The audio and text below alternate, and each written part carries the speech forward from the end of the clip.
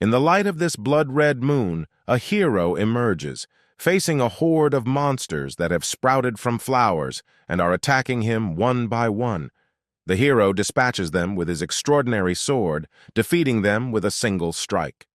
We see him saying, "I want more killing." Afterward, in this location, a chariot is being attacked by numerous monsters, and they start to swarm the man. However, a group of warriors comes to his rescue, launching arrows at the monsters and engaging in combat with them. They eliminate the monsters one by one, some using swords, some using spears, and others with exceptionally long swords. We then transition to the capital city, where the man says, "I feel hungry." The other warriors inform him that they've finally reached level 6 after chasing the hobgoblins all day. A girl suggests that they share their rewards and walk together. The boy is puzzled and says, "I won't be one of them, a goblin hunter." Then his stomach makes another sound, and he says, "I'm useless because of this insatiable stomach, all because of this useless skill, the skill of surgery that he refers to." And he thinks to himself, "I guess I should be grateful that I have a job in the first place." The next day, we find these holy knights walking in the street, but they appear arrogant. One of them accidentally steps on a fruit, and another man apologizes to him. However, the arrogant knight kicks him hard and says, "Do you dare speak to me like that?" Then the girl intervenes and tells him that he must know what happens if you insult a holy knight. They will cut off your head. The man apologizes sincerely, and they tell him to apologize and leave. "We've forgiven you," they say. One of the adventurers remarks, "This is unbelievable. It's hard to believe that Lady Roxy is a holy knight just like them." After that, we return to the hungry boy, who says to himself that his shift is almost over, and he just needs to endure it until then. However, 3 holy knights appear and ask him if he's truly willing to take over the guard duty for them today. He replies, "Yes, Sir Rafal." Then he throws some coins on the ground and tells him, "This is your reward. Go and pick it up." The boy reluctantly bends down to collect the coins, but one of the knights steps on his hand and says, "Sorry, I didn't see your hand there." They tell him that his loud stomach noises make it seem like they're not feeding him. The boy thinks to himself, "This world has the rich and the destitute, and what separates us is the special abilities we possess, unlike me, which is a burden on me. Come on, stand up." They start to stomp on his face, but at the last moment, a female knight intervenes and tells them to stop. It's evident that her name is Roxy Hart. She says, "Guarding the gate is an honorable duty for every holy knight, and it's a responsibility you must uphold." The foolish knight retorts that it's also a duty of holy knights to provide work for the destitute, and that there's a difference of opinion. Then they ask permission to leave, and they walk away, leaving the boy behind. Roxy helps him get up and says, "Please don't move. You're bleeding a lot." She begins to tend to his wounds, and he thanks her for it. She tells him that they are colleagues when it comes to gate guarding. She then gives him a signal, and it's time for her shift to end, so she leaves. Later, we find the boy named Veet in a restaurant, recalling Roxy, the knight's words. He says he understands what Lady Roxy said, but he can't risk involving her in this regardless of her nature. He can't take the risk, and then a man approaches him and says, "They beat you up again. If this continues, it will end like the one before, endless violence and brutal work. There's only one outcome for this, and it's not a safe one," implying that it could lead to his death. Veet says he'll pray it doesn't end up like the one before. After thanking the person who offered him food, Veet walks along the street, lost in thought. He reflects on his seemingly useless greed ability and wishes he had been born with a more useful skill. He doesn't aspire to become a holy knight, but would settle for being a warrior, merchant, or craftsman. However, he feels that without any special abilities, he will remain a failure forever. Soon he notices that there are thieves in the city and remembers Lady Roxy. He heads to her immediately and informs her about the thieves he has seen. She confirms the information and tells him that she needs to apprehend them. Then Lady Roxy requests Veet to take over her guard duty for a while so she can go after the thieves. She expresses confidence in her skills, regardless of her appearance. As Vita listens, he suddenly hears the sound of swords clashing, thinking that Lady Roxy has already handled the situation. However, a thief emerges and faces Vite. He initially tries to escape, but he remembers Lady Roxy entrusted this task to him, and he can't allow the thief to get away. He raises his spear and engages in combat with the thief, realizing that the thief was already injured. With a quick strike, Vite kills the thief unexpectedly and with ease.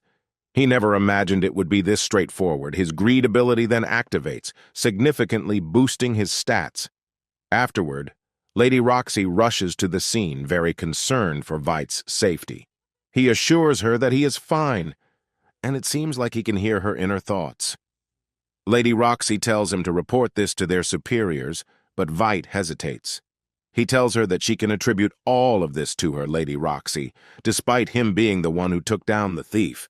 He doesn't want to cause trouble for himself, especially if Sir Raphael finds out about it. Then Vite says to himself, I can't afford to cause problems for her. The Lady Roxy told me that, but I was a failure in carrying out my duty without her.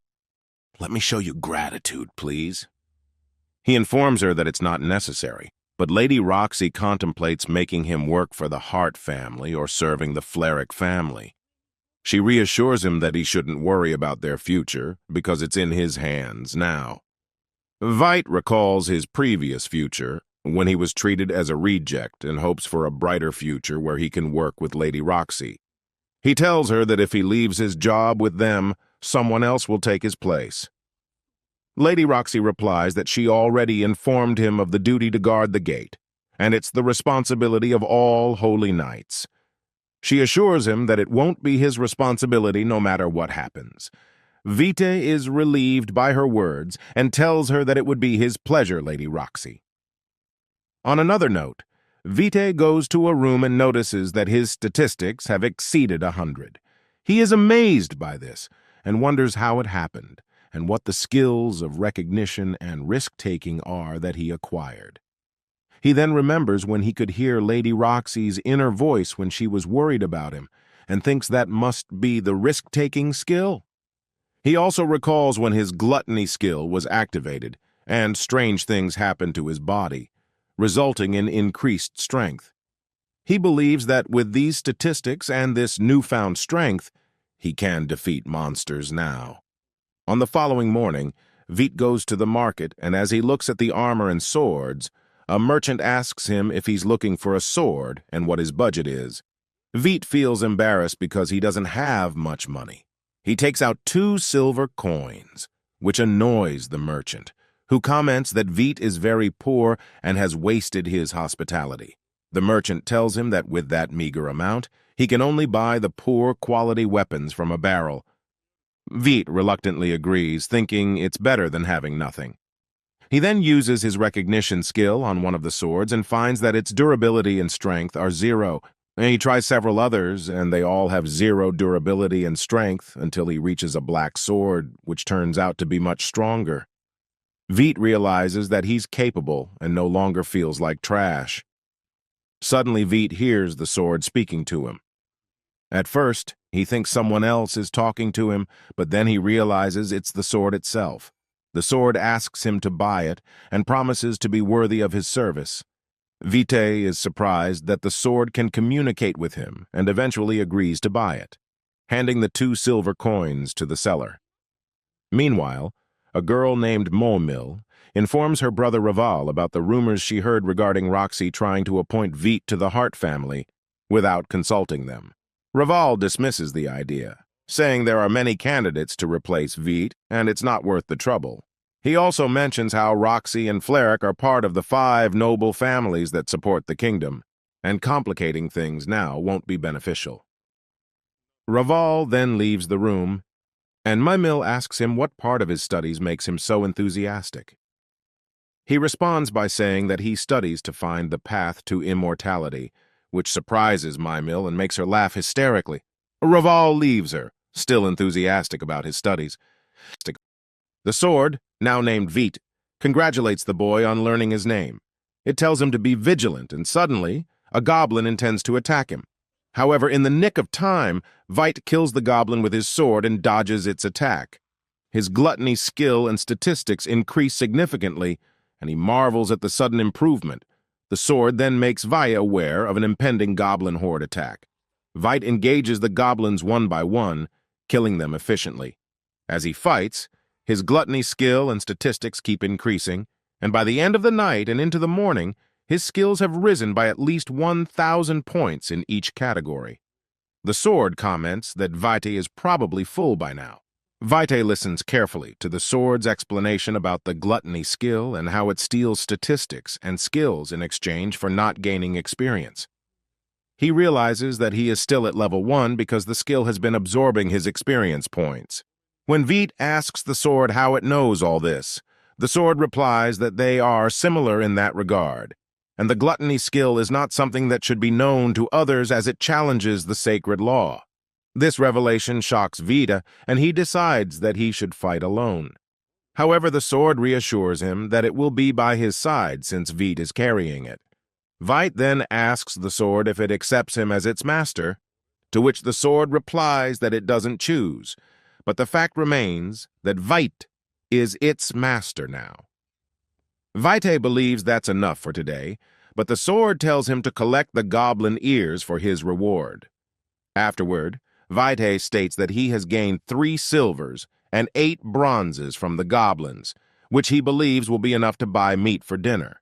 However, the sword interrupts and reminds him that he must maintain it first and treat it like a precious gem.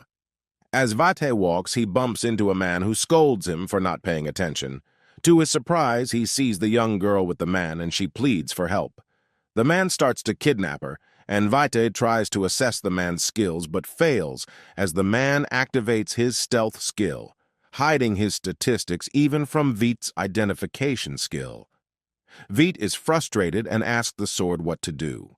The sword explains that this skill keeps the man's statistics hidden even from identification, making it impossible for Vite to assess his capabilities. Vite decides he can't ignore this situation and begins chasing the man who is tying up the young girl, declaring that even someone as worthless as him can have a purpose, possibly being a plaything for the holy knights. The man laughs. As Vite watches the man, the sword warns him that the man is very powerful and that this is his last chance to retreat. However, Vite, now feeling the strength he has gained, believes he should help those in need. The young girl cries for help. The anime begins with the worshipper Laplace, who has been living since ancient times and is credited with teaching people special skills and powers. One day, she noticed a child who wasn't eating, and when she asked him, he explained that he was sad because Laplace was not fair. The holy knights and warriors possessed incredible skills, but despite following Laplace, he had weak abilities. He believed that this was the reason he was abandoned. The old woman reassured him, explaining that in ancient times, there were no skills or statistics, and there were no monsters. Everyone was equal back then. The child cried and wished to be born in that time. The scene shifts to another worshipper named Sahara, who is chained and terrified by a brutal man. He strikes her head and informs her that she will be a plaything for the holy knights. After he leaves, Sahara cries, and her tears fall heavily. Suddenly, Vito arrives and comforts her. Using his supernatural power, he breaks the large chains. However, the terrifying man returns, and Sahara is shocked. Her eyes grow pale. Vito tells her not to be afraid and that he will protect her. He then communicates telepathically with someone and informs Sahara that to ensure her safety, he must first retreat so that he can later rescue her and take her to safety. Finally, he suggests that she should fight him at that time. At this moment, Vito responds to the command and quickly takes Sahara away from the passage. However, the pursuing man threatens them, saying that if he catches them, he will cut their heads and place them in boxes. Then, Vito drops one of the boxes on the man, and as he rises from the top of the box, he delivers a precise blow to the fool's face, causing a minor injury. At this point, the other party uses his sword, which glows yellow, and swings it towards Vito. However, the person communicating with Vito through telepathy instructs him to strike through his weapon now. When Vito follows the instructions, he manages to break the foe's sword and lands a powerful blow before finally finishing him off. But before delivering the final blow, he interrogates him about who ordered him to abduct the girl. The man, in pain, reveals that the one who ordered it is named Hato Flarek. This revelation shocks Vito, and he shoots the man. The scene then shifts to Vito and the girl, Sahara, outside of that strange place. He assures her that she will be safe now. Vito starts getting to know her, and she tells him her name is Sahara. He offers to take her to a good restaurant to have a meal. The scene transitions to a beautiful restaurant, and Vito approaches the man grilling kebabs on charcoal and asks for 2 pieces. Sahara begins to eat the food, feeling incredibly happy because she had never tasted meat before. It was a luxury for her impoverished family. As she eats, tears well up in her eyes, as she had never experienced anything so wonderful before. Vito then gives her the piece he was holding. The scene switches back to the old woman as Vito brings Sahara to her home. She rushes towards Sahara, embracing her, and then thanks Vito for saving the girl from peril. Vito modestly places his hand on his head, as if embarrassed, and tells them there's no need for thanks. He explains that he does his duty and performs his job to the best of his ability, seeking no gratitude except from God. Vito then speaks to Sahara, advising her that no matter how tough things may be, she should always smile to find happiness even in her current situation. He recalls a moment from his childhood when his father gave him the same advice, though he didn't understand it back then. However, his father's words have helped him greatly in reaching this stage of his life. That's why he wants Sahara to survive as well. After their conversation, he bids farewell to her and returns to his place. At this point, Vito gains a new skill, the ability to wield a sword with one hand. This is his first technical skill, and he doesn't realize its significance. His sword, however, informs him that this is very valuable as technical skills provide secret techniques and arts. This will allow him to strike twice in a single attack. Vito understands that this is the sharp edge the sword had mentioned earlier. Moreover, if he were to receive a single blow from the kidnapper of Sahara, he would die instantly. So, he decides not to use this technique for now as it was not advised by the sword, which reveals that Vito was in the midst of a rescue operation for a young girl and didn't want to jeopardize it. The sword continues to talk to Vito, emphasizing the role of luck in battles and how being strong doesn't guarantee victory all the time. Luck played a significant part in Vito's victory over the kidnapper.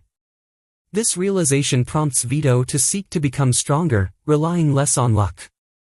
He then remembers that tomorrow is his first day working with the Hart family and how he can't go there in his current condition. He panics and screams because he forgot to buy new clothes. The scene then shifts to a bar, where a man talks to the bartender about the latest news. He mentions that Mr. Mason was defeated by a holy dragon in Gallia, confirming the news from a warrior friend. The bartender inquires about the fate of the Hart family, and the man replies that Mrs. Roxy will succeed Mr. Mason, but it was Mr. Mason who controlled the Holy Knights to prevent them from going out of control. The bartender was uncertain about whether Mrs. Roxy would be able to control the Holy Knights like Mr. Mason did, and he concluded that there would be no good coming from the Flarek siblings. The old woman inquires about Vito, and the bartender tells her that he used to pass by every day after work, but he didn't do so today, causing him great concern. The next morning, we see the Holy Knights neighborhood, with beautiful green trees and abundant pure water, creating a breathtaking view. Vito is dressed very elegantly and is strolling through this neighborhood, admiring the Holy Knights. He is amazed by the enormous size of the place. He encounters Roxy, who was waiting for him. She greets him warmly and is delighted to meet him. Vito is left speechless by her beauty, which worries Roxy. She tells him that he looks handsome today and that he should groom himself from time to time. She believes he looked very handsome today. She then takes him to show him his workplace but stops at a grave. Roxy talks to the grave, which contains her father, mentioning that Vito will be working there from now on, and she is confident that things will be even more exciting in the palace. Vito asks if this is her father's grave, and she confirms that it is. She explains that he met a holy dragon in Gallia 5 days ago and lost his life there. We learn that Gallia is a continent filled with monsters, and it's one of the major duties of the Holy Knights to keep it under control. This year, the responsibility for this dangerous mission fell on the Hart family. It's a risky task, but it wasn't supposed to be fatal. However, a holy dragon that hadn't left its lair in over 1,000 years was encountered, and it killed all the Hart family's men. Vito reflects on Roxy, who has always been there to encourage him when she needed him the most. He realizes that he is completely ignorant and asks her not to be sad. The beautiful girl introduces herself as the eldest of the Hart family and expresses her desire to work together to make the palace a joyful place. She wants to rely on Vito and tells him that he can inform her of anything he desires. Vito agrees to assist her and stand by her in everything she wants. She smiles and extends her hand to greet him. If Vito were to touch her, his telepathic ability would activate. Haru then arrives to introduce herself and explain that she is the head servant in the Hart family's palace. She advises Vito to behave appropriately as a servant of the Hart family, and he agrees. Vito then goes to eat, and the girls are quite impressed by him. Later, Vito is seen doing his job, and Oliver reminds him not to overexert himself and to take breaks. It's been a week since he joined them.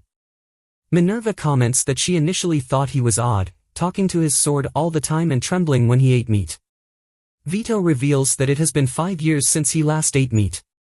Haru approaches him to introduce the beautiful girl, but Vito doesn't respond because he's very hungry and distracted. She repeatedly calls out to him and asks if he's okay.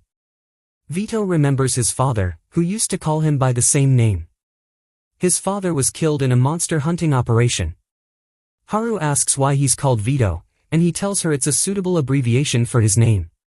She reminds him of the importance of making the Hart Palace a joyful place and that he is now a part of their family. Vito asks her to call him V instead of Vito, but she refuses his request.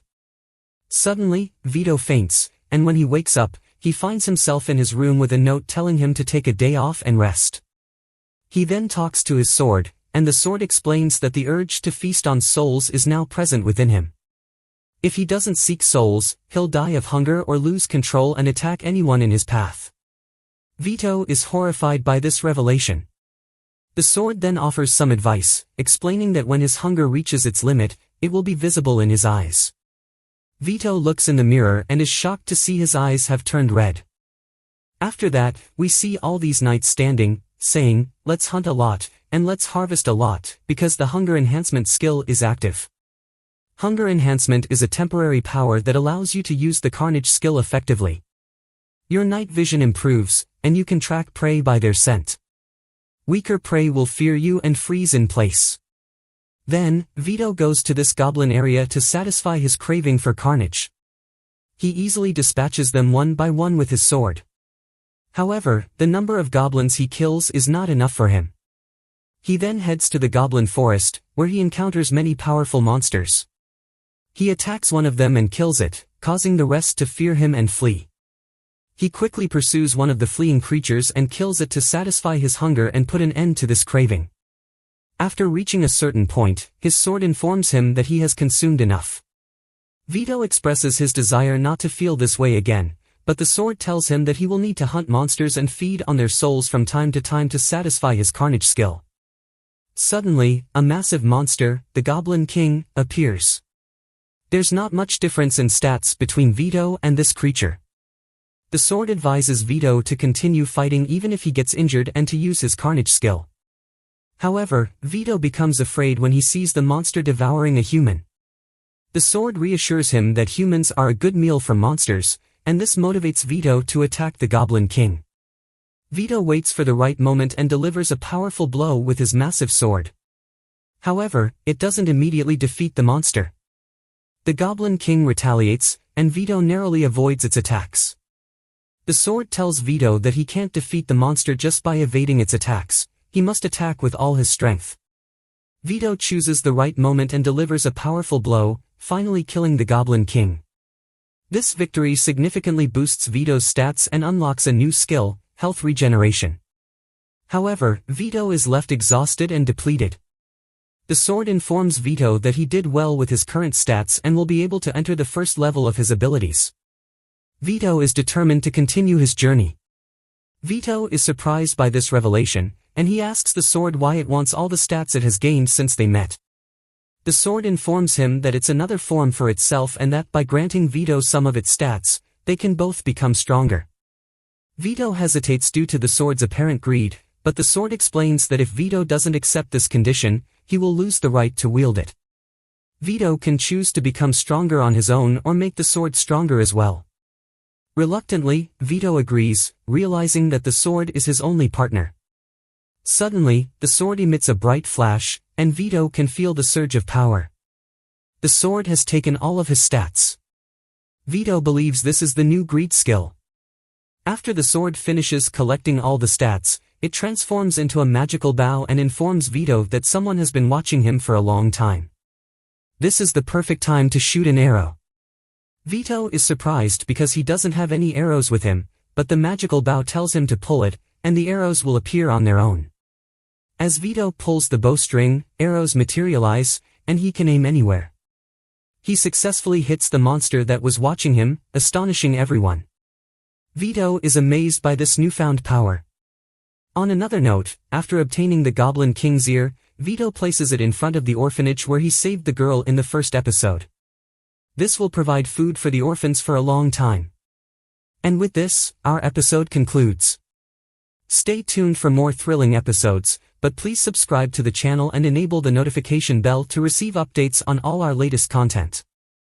The episode begins at Heart Palace, where we see Princess Roxy leaving the palace wearing strange clothes, as if she's in disguise, heading to some undisclosed location. Following her, there's a man named Veit, who doesn't recognize her. He tells her to stop or he will kill her, which greatly startles Princess Roxy. When she turns to face him, he is shocked to see her dressed so unusually. The princess explains that she was very scared, which is why she looked different, and Veit apologizes for his reaction. Curious about where she's going in such attire, Veit inquires. The princess hesitates for a moment, then approaches him, saying she'll tell him where she's going since he already saw her. She smiles and whispers the truth in his ear, revealing that she's on a secret inspection mission to the town. Veit now understands the reason for her disguise. Princess Roxy warns him not to tell anyone about this and emphasizes that her maid, Haru, should not find out, as she wants to maintain a certain image befitting the Hart family's nobility. Veit apologizes for causing the delay and assures her that he'll get back to work now. The princess then seizes an opportunity and presents Veit with an excellent idea. She plans to assign him to accompany her during the inspection as her escort. Afterwards, Veit and Roxy head to the town, with Roxy walking ahead. Veit calls out to her, asking her to wait for him. She points her sword at him to silence him and informs him that people will notice if he calls her by name again. Indeed, she returns to him and requests that he act appropriately, and that people will notice if he calls her Roxy again. Veit expresses his confusion, as this is what she told him before. She asks him to stay silent about it. Princess Roxy then ponders an alternative name for Veit to use when addressing her, settling on Rocky. The sword remarks that this is very similar to her real name, but Veit manages to silence it again. When the princess heard Veit's apology, she felt sad and sorry for him because he was so concerned about bothering her. Veit assured her that she wasn't a bother at all. She was just very excited to go out with him. However, Veit was embarrassed by her words, and the sword mocked him. This made Veit quite angry, and he was about to throw the sword to the ground, but Princess Roxy stopped him. She wouldn't allow him to treat his sword with such roughness. The sword was delighted, as this was expected from a holy knight who understood its purpose.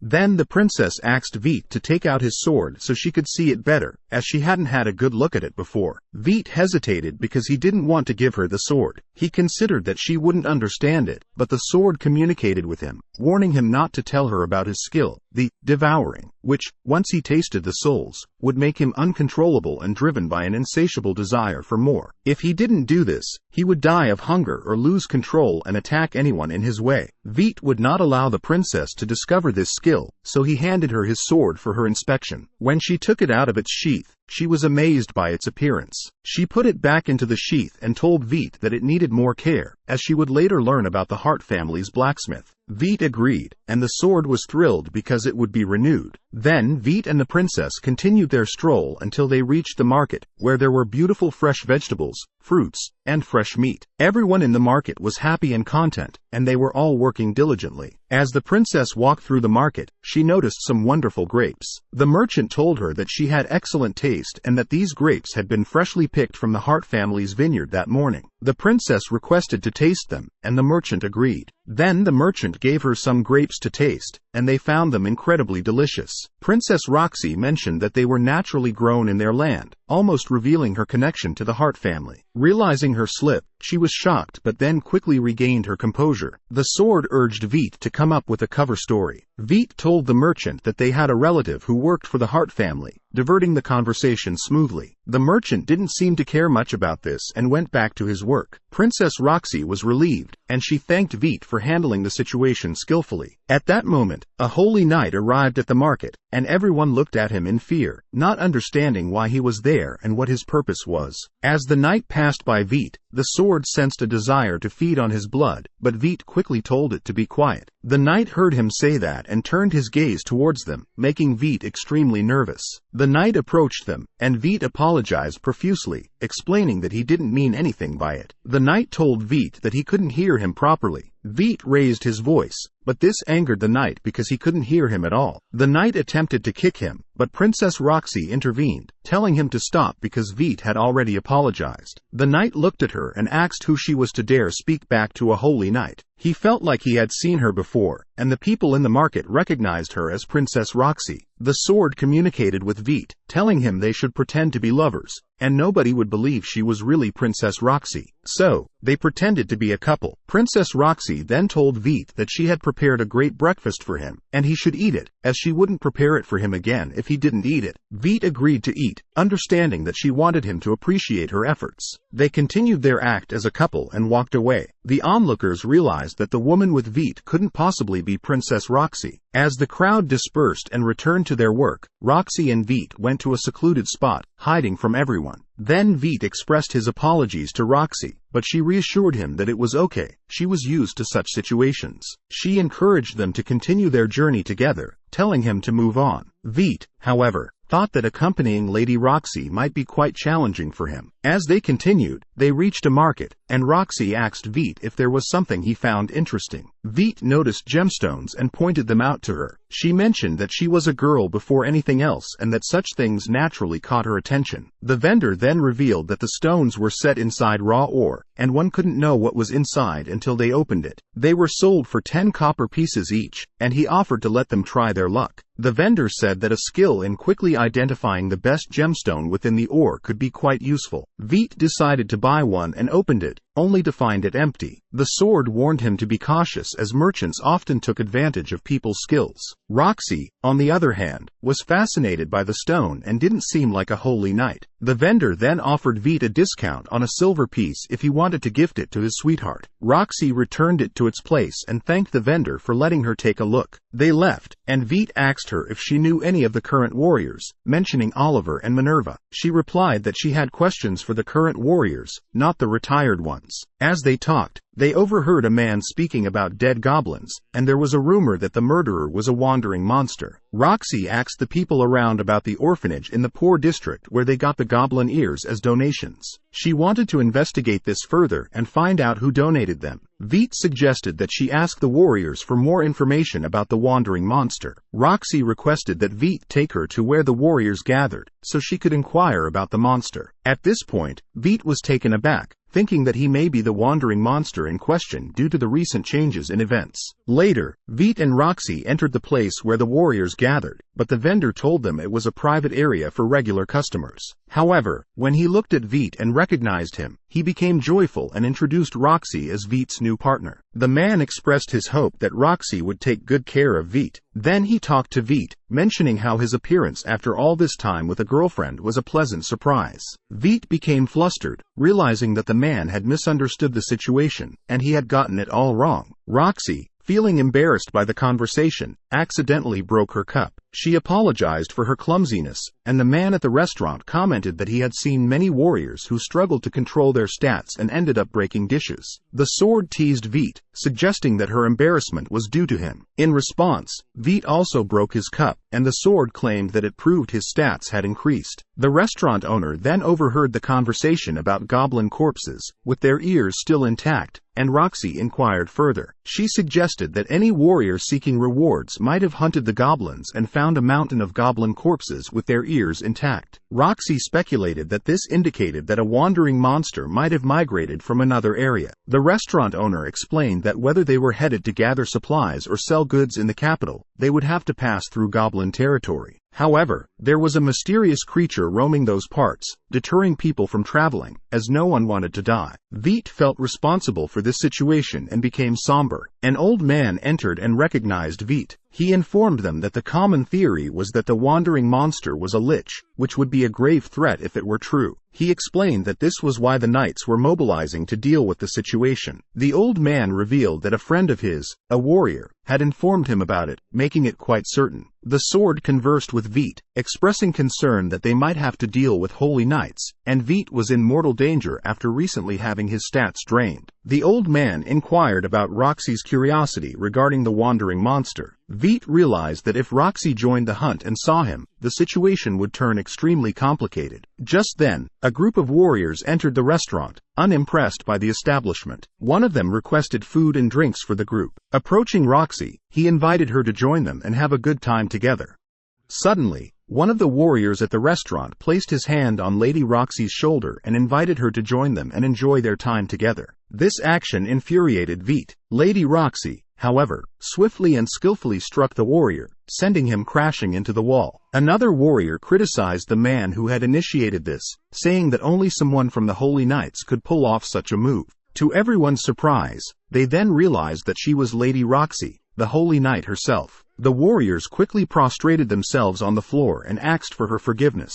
They even offered her money as an apology for their behavior. Lady Roxy put the money aside, and she explained that the people they swore to protect saw them as sources of fear, which was something she deeply regretted. The warriors were astonished by her words and listened attentively. Lady Roxy elaborated that the Holy Knights were there to protect the people and that in this world, they could laugh alongside the kingdom's citizens. She shared her father's dream of a harmonious world and mentioned that she shared the same dream. The old man compared her to Sir Mason and commented that until their dream was realized, he would serve Lady Roxy. Afterward, Lady Roxy and the warriors played together, laughing and sharing a joyous time. She acted just like one of them, completely down to earth. On the other side, Veet took his sword to a blacksmith for maintenance. The blacksmith handled it with expertise, and the sword gleamed with satisfaction, feeling like a new blade. After leaving the blacksmith, Veet thanked Lady Roxy for her help, as his sword was in dire need of maintenance. She responded by saying that she should be thanking him, as she had learned a lot about the wandering monster thanks to him. Veet then asked why she hadn't been informed about the hunt. She explained that it seemed that the Florek family was overseeing it and hadn't bothered to inform her. Suddenly, they heard the voice of one of the knights telling Hado to keep his distance,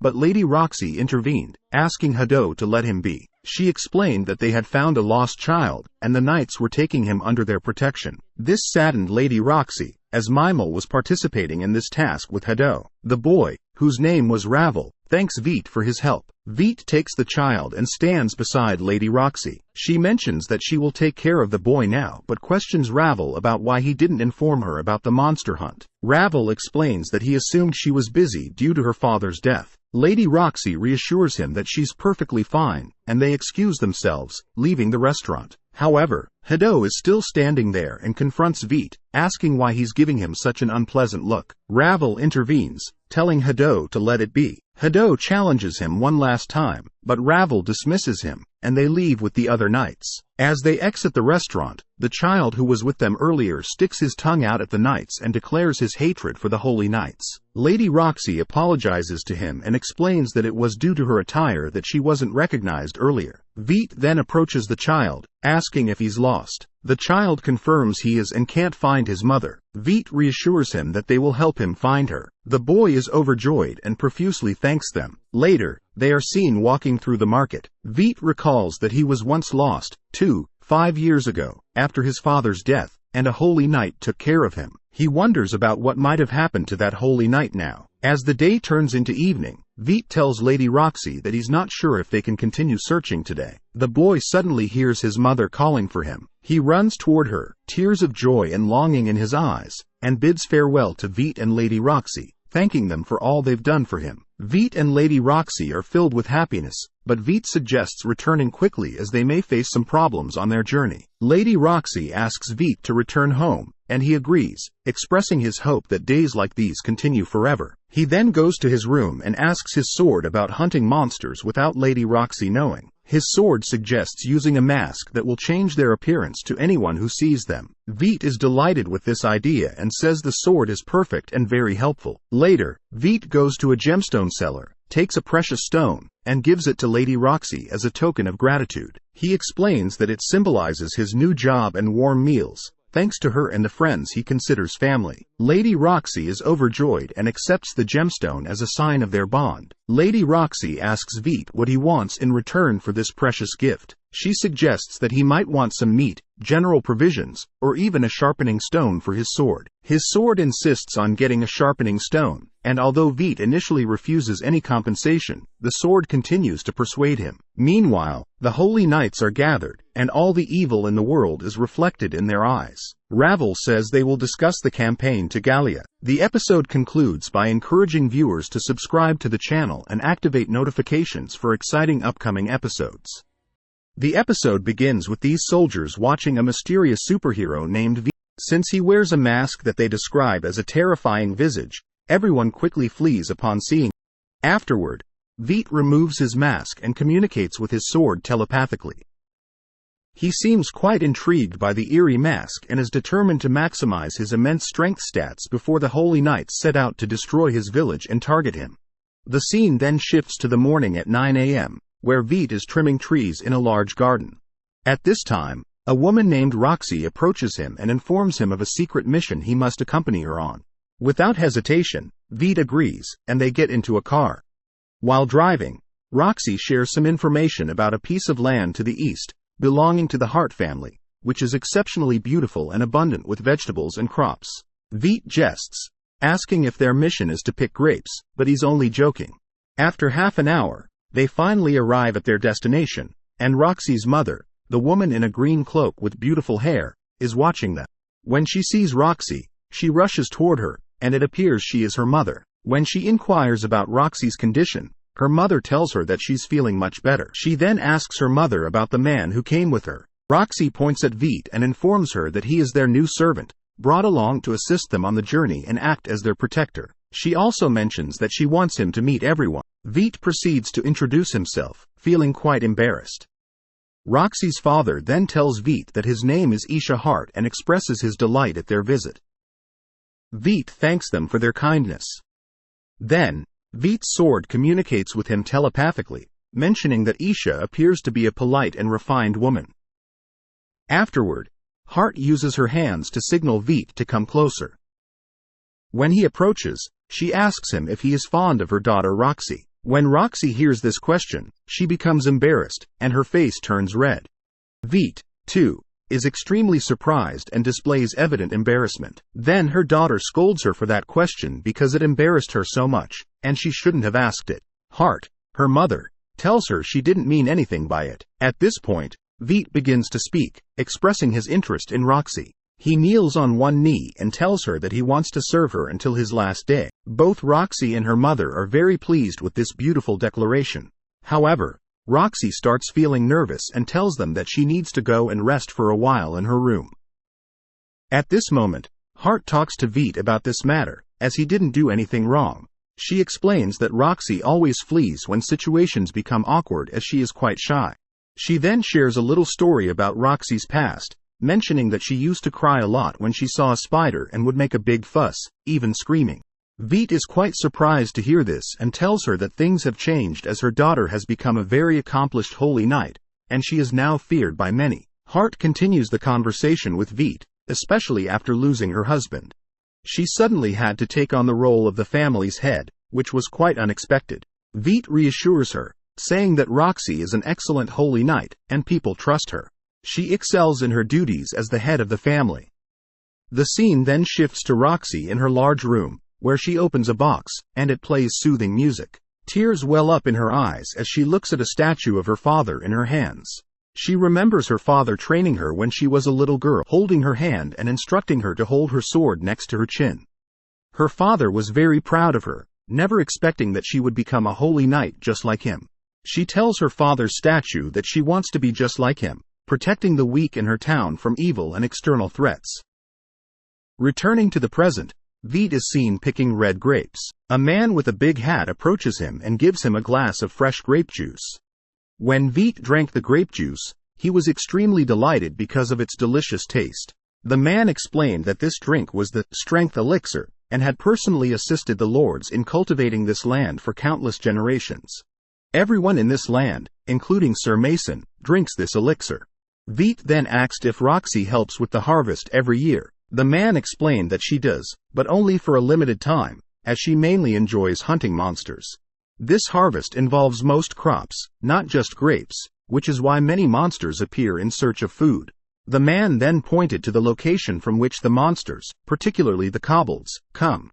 At this point, the man noticed Veet's stomach rumbling, indicating that he was hungry from all his hard work. They both laughed at this light-hearted exchange.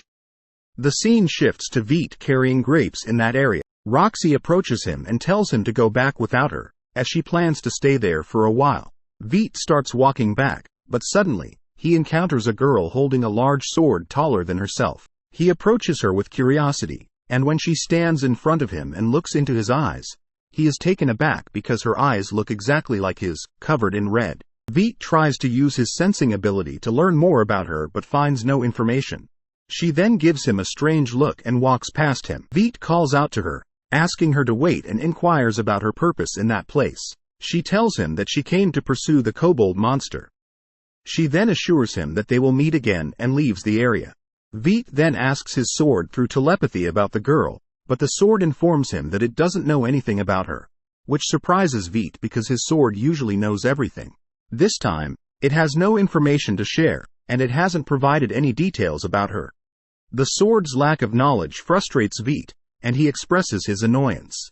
The sword explains that there are many things it doesn't know because it doesn't possess omniscience or the ability to engage in divination, astrology, or summoning demons and spirits to know the past. At this moment, Roxy arrives carrying 2 bags and asks Veet to carry one of them. Veet is surprised because she had earlier told him that she would stay there for a while and wouldn't accompany him.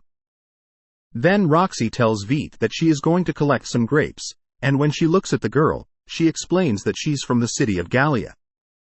Veet informs her that he's heard that Gallia was completely destroyed, and Roxy confirms that this is true. 1,000 years ago, Gallia had a powerful military, but a wave of monsters attacked, leading to the collapse of their civilization, and most of its people perished. However, there are survivors, although she doubts that she has ever seen someone from the original Gallia before. At the end of their conversation, Roxy tells Veet that they must return to the palace, so he follows her. He tells her that he's heard about the monsters and is concerned about her fighting them alone. She reassures him that she won't be alone. The warriors working with her are holy knights, and she's a holy knight herself, so they won't have any problems. Suddenly, Roxy notices that she has dropped some grapes, so she rushes to pick them up, with Veet's help. The next morning, a thick fog covers the grape fields in Roxy's farm. The farmers realize that the monsters have consumed all the grapes and feasted upon them. Roxy, accompanied by Veet and some of her men, arrives at the scene.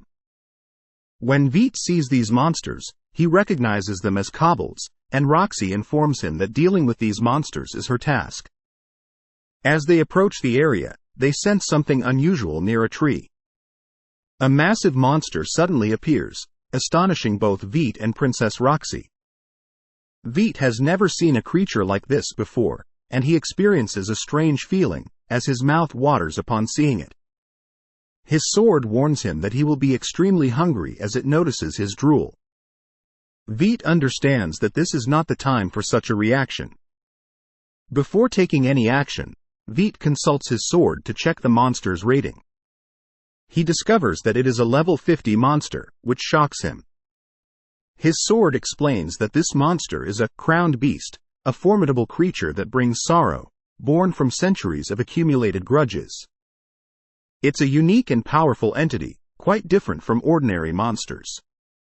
Roxy reassures the frightened townspeople that she, as a holy knight, will protect their land and all its residents from the monsters. She requests that they seek safety and leave the preparations for the battle to the warriors. Her words are met with gratitude from the villagers. However, Veet's sword insists that she cannot handle this alone, as the monsters are too powerful for a young holy knight like her. One of the warriors speaks up, saying that they will go and prepare for the battle properly, which will take some time. Veet is left to ponder the situation, realizing that facing a level 50 monster is beyond his current capabilities. He is determined not to allow Princess Roxy to die. In the night, they observe a large number of monsters, and Veet watches them from a hilltop. He converses with his sword, acknowledging its role in the coming battle. It appears that his sword's enthusiasm for the upcoming fight amuses Veet. However, he knows he cannot ignore what is happening in Heart's lands, and he will not allow Princess Roxy to perish. Later, as the night falls, Veet surveys the monsters from the mountaintop. He's somewhat amused by the excitement his sword exhibits as it takes on the role of the hero once again. He knows he can't ignore the situation and will not allow Princess Roxy to die. In the darkness, he spots a group of monsters, and his sword informs him that there's a crowned kobold and, most likely, the rest are smaller kobolds. Veet wonders what his plan should be and determines that he will fight them with all his might. His sword transforms into a massive spear, and he prepares to engage the monsters. He unleashes his ferocity on the smaller kobolds one by one, activating the skill of slaughter. Veet's combat prowess is impressive, but the crowned kobold remains, along with very few smaller ones, and they are unable to keep up with his pace. The large kobold leads his smaller minions in confronting Veet, and a brutal battle ensues. Veet fights them with extreme ferocity, determined to eliminate them all. However, when he attempts to strike the large kobold with an arrow, the monster manages to catch it. Veet is shocked by the creature's strength. Veet's sword advises him to get closer to the monster so they can cut it down, and Veet swiftly moves towards the large kobold with the intention of killing it. The large kobold possesses a skill called Destruction Punch, which can pierce through armor, shatter bones, and crush internal organs. The sword warns Veet about this devastating attack, and he remains in place to avoid it. Despite his caution, the monster delivers a powerful punch to Veet's shoulder, causing him to fall to the ground. The sword calls out to him, urging him to continue the battle. Veet musters his strength and returns to his feet, ready to confront the kobold once more. He strikes the monster and manages to sever one of its arms. Then the sword told him, "Pretend to be unconscious. I've learned a clever trick." The beast attacked him with its strength, throwing him away. Fido quickly approached it and used his slaughter skill to kill the monster. The sword explained that he could now use the secret art of level 1, which would require 10% of his current stats. The sword transformed into a more powerful form and Fido used it to strike down the monster.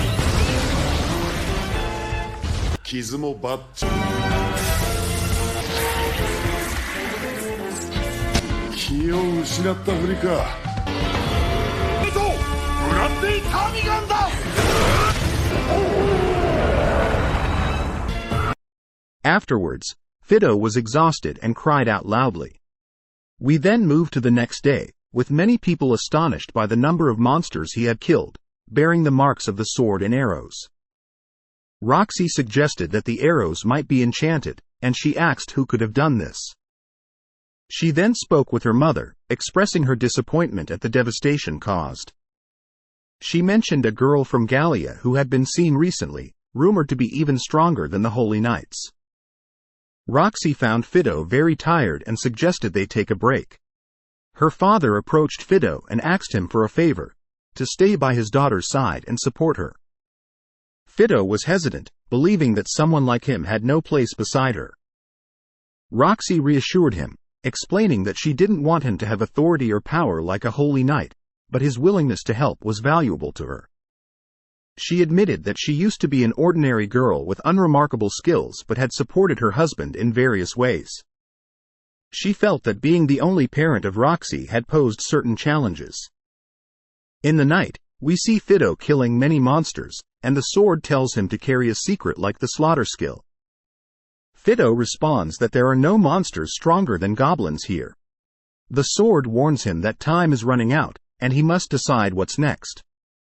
Fido, looking sad, says that he has no right to stand by Lady Roxy's side. Then, an old man enters the scene, saying that Mr. Hado will join the Lich hunting mission, possibly seeking quick glory. They plan to send him to Gallia, where he'll become monster food. The store owner advises people like him to stay in safe places. Another person will go on the mission to Gallia. Fido is surprised to hear of another mission to Gallia even though Mr. Mason just died. Next, we see Roxy standing in front of her father's grave, telling him that she's been assigned to the Gallia mission. Fido appears and tells her not to go to Gallia, fearing she might not return. Roxy insists that she has made her decision and leaves Fido behind. A man talks, mentioning that the Hart family is a source of annoyance for the Fleric family and the rest of the knights. Rumors suggest that the Hart family prepared for this mission to Gallia as well. A girl talks to Hado, telling him they will finally get rid of the source of annoyance, and he can handle the rest. Hado says he wishes she could come along, but she tells him it's not just for fun, it's a search. Her brother tells Hado to rely on him to take care of the Lich matter. Fido speaks up, saying he can't reverse official orders, and he can't stop Lady Roxy. However, he hasn't allowed them to treat people like trash and cause more suffering. Suddenly, the knights appear behind him, and one of them says, "This boy must be the one they call dead." Fido looks at them in astonishment. So, what will happen with these villains, and how will Fido act in this matter? Stay tuned for the 5th episode to find out everything. The episode begins with a standoff when Fate was fighting the Holy Knight Hado Fleuret and his men. Hado is the second grandson of the Fleuret family. Hado's men requested that Fate should be left to them for the fight, and Hado agreed. The men then attacked Fate, but he easily defeated them. The remaining men fled when they saw Fate's face. Fate called out to Hado, but he didn't respond. Fate then told Hado that he had never been afraid of him, as he couldn't be mocked or intimidated by his strength. He also revealed that he was the second son of the Fleuret family, but Hado seemed to be trembling in fear. Fate expressed his desire to see Hado's Holy Knight strength, which he boasted about so much. Afterward, Fate looked at Hado's skill screen and found the Holy Sword technique, a special skill required to become a Holy Knight. He doubted Hado's abilities and how he could acquire a skill like that. Fate asked Hado if he could break a Holy Sword. Hado replied that it's impossible because a holy sword made from orichalcum is incredibly powerful, and no one can defeat it. The fight then began between them, with Hado using the holy light, but he couldn't touch Fate with it. Suddenly, Fate disappeared from in front of Hado, reappearing behind him. Fate quickly cut Hado's sword in half, much to Hado's disappointment, as it was a holy sword. Fate then threw the severed part of the sword to the ground in front of Hado and asked him to approach to retrieve it. However, Hado was too scared and kept his distance, much to Fate's amusement, as Hado was supposed to be a holy knight. He doesn't know that the holy knights escape in this way. Hado attempts to stand but falls to the ground. Fate approaches him and makes him stand on his feet, knowing that Hado needs a lesson, like how bulldogs require strict discipline. He takes Hado and smacks him against the wall, continuing to strike him. Hado asks him to stop, but Fate won't forgive him. He knows that Hado treated everyone as if they were insects, and he sent Lady Roxy into danger. Hado begs Fate to let him go, but Fate throws him aside. Fate then uses his power to strike a projectile toward Hado to extract his skills. After that, we see Hado lying on the ground, and Fate approaches him. Hado questions why Fate is torturing him this way, wanting Fate to just kill him instead of this severe punishment. Fate explains that he has questions for Hado and wants him to answer. Hado realizes that Fate wants to ask him about Roxy and promises to cancel her mission to Gallia if Hado saves him. However, Fate does not listen to him. He has decided to kill Hado as an act of revenge. Fate pleads with them desperately to spare him, and Fate asks Hato to be quiet, then stabs him in the body. This act is not for Roxy, it is Fate's revenge. As Hato dies, Fate's stats increase, and he activates the skill of the Holy Sword technique. Fate has now become a Holy Sword Knight. His sword tells him that his capital will never accept this. Still, he can now access the second level. Fate asks his sword to transfer him to the second level, and the idea of having Hato's statistics inside him makes him feel disgusted. Fate successfully moves to the second level and is now known as the Great Harvester. His sword tells him that the curse in its blade can even cut through eternity. Fate is delighted that his sword can cut through anything. In the early morning, we shift to Lady Roxy as she prepares to travel to Galia. She wears the necklace and all her servants bid her farewell with sadness in their eyes. Roxy requests that they not do so and assures them that these 3 years will pass quickly. She bids them all farewell, and she says her goodbyes to Fate with great sorrow. Fate tells her to take good care of herself.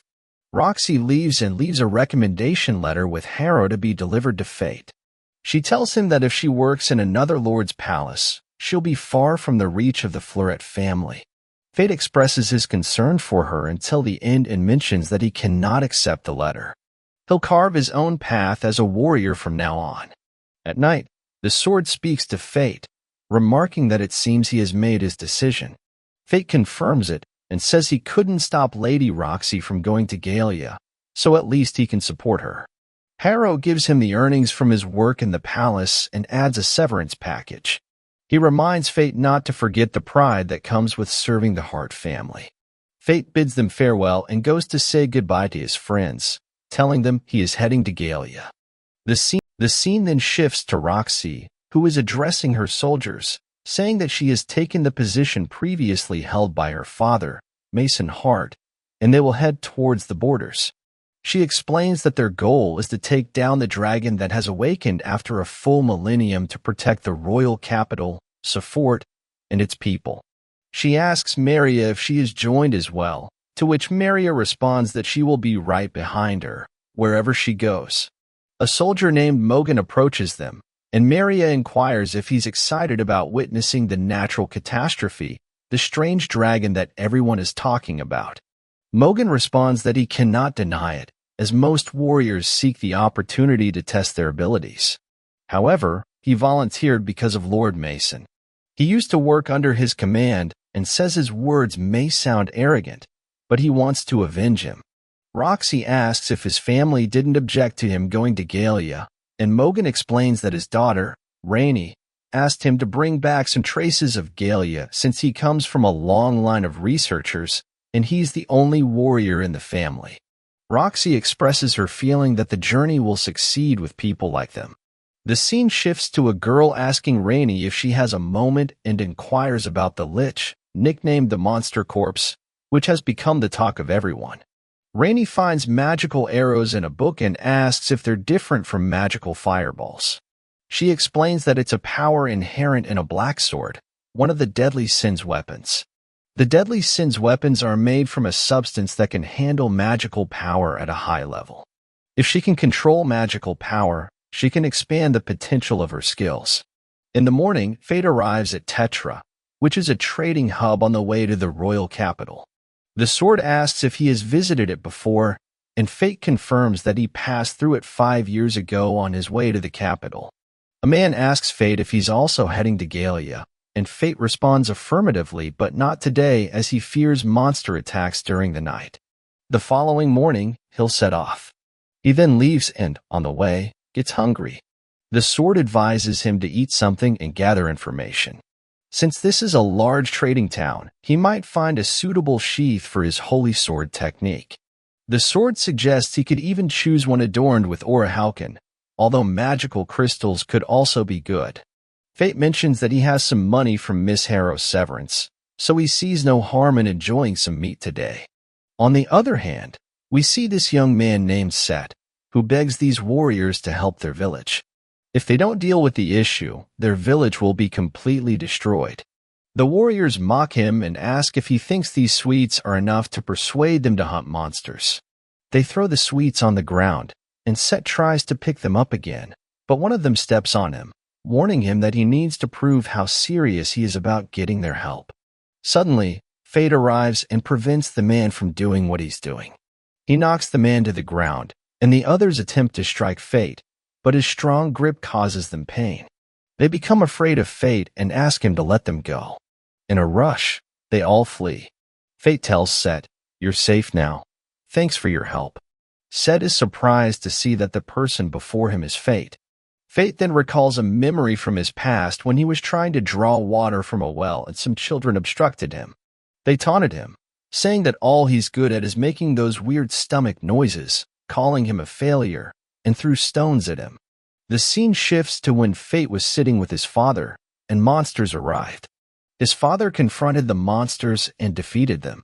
Fate was overjoyed that his father had triumphed, and when they returned home, Fate prepared a herbal remedy for his father, who was frequently injured.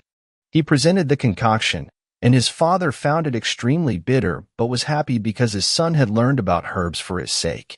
Later, Fate's father passed away, and Fate sat in front of his father's grave, mourning and weeping deeply.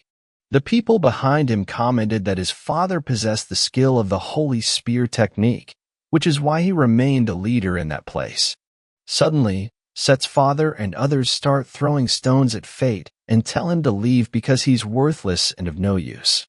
They continue pelting him with stones and demand that he departs immediately, leaving them very saddened by these painful and bitter memories.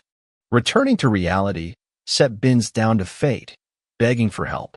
Fate, in his thoughts, realizes that this is Set, the son of the village leader who banished him. Set admits he knows he's selfish, but he needs Fate's strength.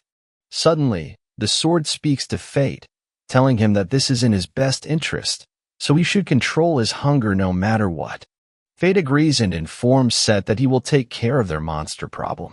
Set is initially upset, not believing Fate's willingness to help, and they leave. Fate tells himself that he'll lie to himself if he says he no longer hates them, but the village holds memories of his father. When they arrive in the village, Set's father is surprised that Fate has brought the exiles back, and he doubts that Fate could hire warriors effectively.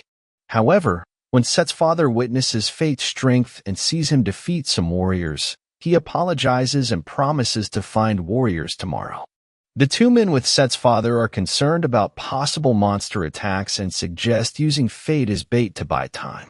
Fate tries to leave, but Set stands in his way, begging him to let the situation pass and apologizing once again.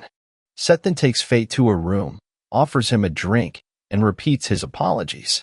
Fate reassures him, saying he's used to it. He asks about Set's wife and learns that she fell victim to the monsters because the village is still poor, and the village leader holds absolute power. Set mentions that he used to believe his father was always right but realized he needs to improve for the sake of his daughter, a little girl who appears and demonstrates how Set has completely changed. Set informs Fate that it's all thanks to his daughter's influence that he has changed.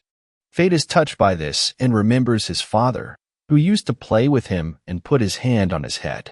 Fate then asks Set to tell him more about these monsters. Set explains that the monsters appeared about a month ago, with multiple witnesses confirming their presence. They can fly, which is a significant concern.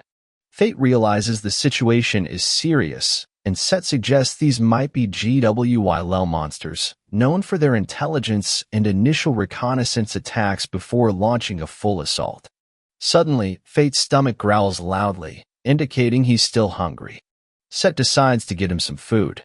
The sword speaks to Fate, suggesting that people in small villages usually think problems can be solved by hiring warriors, and this has become a common belief.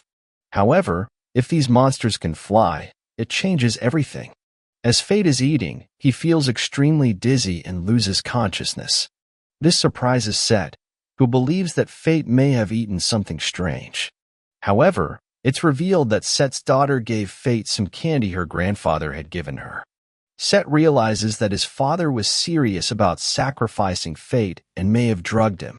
Set tries to wake Fate up, but with no success. Suddenly, the flying monster swarm appears in the village. What will happen next? Can Fate wake up in time to save them from this dire situation? All will be revealed in the next episode. The adventure begins at dusk, where a multitude of terrifying monsters emerge. These monsters fill the town's sky, causing panic among the locals as they breathe fire all around.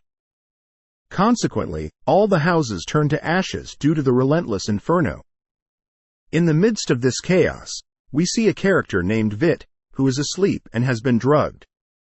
He attempts to call out for help with his sword, but to no avail since he cannot be heard in his unconscious state. As Vit lies in a deep slumber, a man named Set prepares a remedy to wake him up from the drug-induced sleep. The village is renowned for its exceptional herbs. Meanwhile, another man is searching for Vit but doesn't get the chance to do anything, as one of the monsters seizes him and devours him. Returning to Vit, he awakens when Set administers the antidote, and he is bewildered by the circumstances. Set apologizes to him and reveals that it was Vid's own father who orchestrated this. Upon learning of his father's involvement, Vit asks Set to stay at his house for safety. He grabs his sword and ventures outside. The village appears to be a nightmare, as every corner is engulfed in flames. The monsters show no mercy, devouring both humans and animals indiscriminately, reducing everything to ashes. Set informs Vit that they will face a significant problem if the monsters continue their attacks from above. Vit checks their assessment screen and discovers that these monsters are at level 27 and possess a fireball skill, which is extremely dangerous. Vit is compelled to wield the Great Reaper in his sword's form. The sword transforms into the Great Reaper, and Vit confronts the monsters, who attempt to strike him with their fireballs. However, Vit slices them in half with his mighty sword and engulfs them in flames. This surprises Vit, as he thought the sword would only cut them. The sword explains that the fire resulting from the cuts is a different matter altogether. The sword informs Vit that the monsters will launch a broader attack instead of concentrating on hitting him individually. Vit decides to strike them with a powerful blow to eliminate them all simultaneously. He delivers a blow that kills them all at once. At this moment, Vit activates his Carnage skill and gains a new ability, Fireballs. Afterward, Vit gazes at the sky and notices that the remaining monster is the leader of all the creatures. He learns that this monster is at level 47 and possesses Fireball and Fire Resistance abilities. The sword warns Vit that the monster will approach him to attack with a fireball, presenting an opportunity for Vit to strike. In response, Vit rushes toward the monster, striking it in the mouth before it can release the fireball. In the meantime, the monster dies, and Vit activates his Carnage skill, enhancing his stats and gaining the Fire Resistance skill. Thus, the gruesome battle concludes. As the dawn breaks, Vit, Set, and the young girl stand, lamenting the destruction in their town.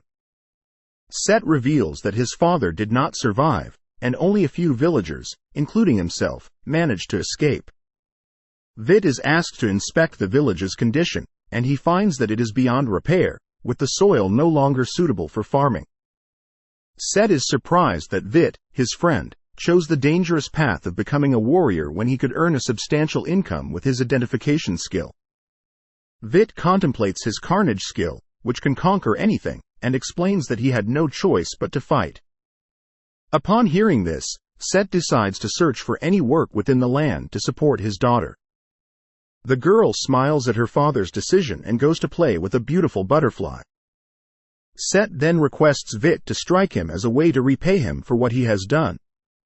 Vit agrees, and he asks Set to tighten his teeth well. Vit strikes Set in the face, causing him to fall to the ground. Set cries and thanks Vit for his actions, then asks him to take good care of his daughter. Afterward, Vit stands before his father's grave and speaks to himself, expressing his mixed feelings about the village. He confesses his hatred for seeing the village disappearing despite its flaws, but acknowledges that the memories of the time he spent there with his father remain precious. Vit reminisces about his father, their conversations, and shared laughter. He promises his father that he will be okay from now on, standing taller and stronger. Meanwhile, we shift to Roxy and her men who are approaching the region of Lancaster. Roxy intends to get there quickly to see the provisions, and as they get closer, Mogan urges her to be cautious about Lord Lancaster. Roxy doesn't understand his warning and questions him, but Mogan refuses to elaborate, promising that she will see everything when they arrive. This infuriates Roxy, and she calls Mogan the Stingy. Back to Vit, he is in a cart with one of the men, yawning. The man asks him to stay vigilant during the journey to avoid any trouble and offers him 3 gold coins as payment, relying on Vid's skills. Vit apologizes to the man and explains that he is a skilled fighter, equivalent to a novice holy knight. At this moment, they are stopped by roadblocks, and they are told that the road is closed. They are instructed to leave behind anything of value if they are concerned for their lives. Vit gets out of the cart and informs the man that he will deal with these individuals. The man, who has a wife and children, is worried about their safety. Vit assures him and faces the people at the roadblock. The situation becomes tense, and suddenly, the sword falls from the sky, creating an explosion and scattering the individuals. The sword informs Vit that only one person can do this. At that moment, a girl, the owner of the sword, appears. She tells Vit that he owes her regarding those kobolds and needs to deliver on that promise. Vit agrees, and she boards their cart. However, due to the weight of her weapon, the cart overturns. The girl scolds her sword, urging it to return to its normal weight. Vit is astonished by her ability to change her weapon's weight. While on the journey, the girl asks Vit for his name and learns that he is Vit the Carnage. They continue their travels together then. Vit is surprised and asks the girl, Maine, how she knew that. She reveals that she has a skill from the deadly sins, and it's apparent to her. She introduces herself as Maine and mentions that she's hungry. Vit offers her some dried meat, and she takes most of it. However, he advises her not to eat it all. The owner of the cart informs them that they've arrived in the town. The scene shifts to Maine in the city, playing and noticing something following her. When she turns around, she spots the monsters and screams for help. A knight appears and reassures her that he will defeat the monsters. He swiftly eliminates them, impressing Maine, who approaches him to ask his name. He introduces himself as Lord Lancaster of Butter and Meat, whose real name is Rudolph. The cart owner adds that Lord Rudolph is preparing to welcome the delegation heading to Gallia, including Lady Roxy. Vit inquires if he means the one with Lady Roxy, to which Rudolph affirms they will be arriving in town shortly. The sword humorously comments on Vid's situation, noting that he was chasing after Roxy and ended up getting ahead of her. It points out that considering the number of people in the delegation and their provisions, it's logical that they are slower. The cart owner offers Vit the 3 gold coins, but Maine claims them, saying she saved him. The cart owner bids them farewell and leaves. Vit then has a conversation with the sword, asking it where they should go now. The sword suggests finding a place to rest. Maine falls asleep on his shoulder, and he carries her on his back. Vit questions how he ended up in this situation, and the sword explains that it's not a morning person and prefers to stay silent. As they walk, they come across people conversing with Vit, welcoming him.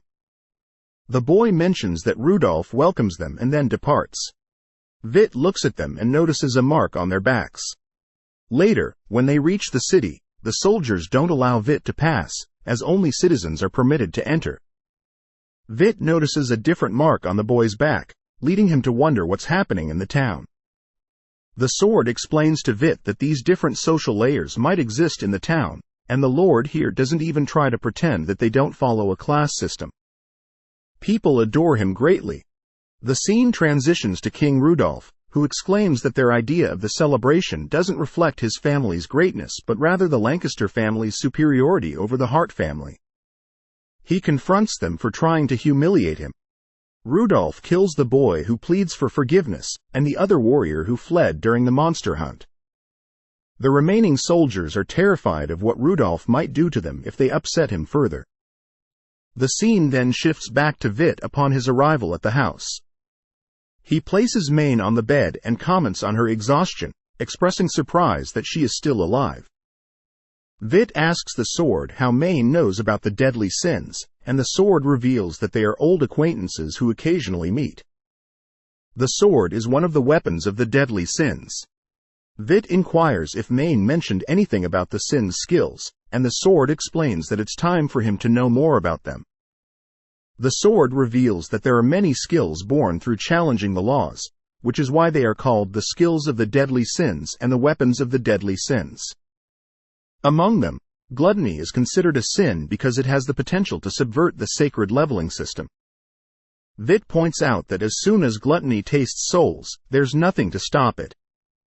The sword tells him it's his punishment, and they all have to pay the price one way or another. Vit becomes annoyed as he is ridiculed and insulted for having a skill without any benefit, making him hungry all the time. He has to continue killing to survive and make use of such power. The sword advises him to be patient and to maintain emotional stability, as emotional disturbances can cost him a lot. Vit is warned that if he's not careful, gluttony could consume him. He is advised to become strong enough to resist and maintain a state close to hunger. Then, he can satisfy gluttony's hunger slowly. Vit wears a mask and heads outside to satiate his gluttony gradually.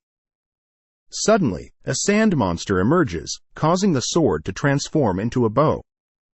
The sword commands him to use the fireball before releasing the arrow, and at that moment, he's amazed as he managed to add the fireball skill to the magic arrow. They release it, causing a massive explosion that easily defeats the sand monster. The gluttony skill is activated, but another sand monster and more sand creatures appear. However, Viet can't handle them.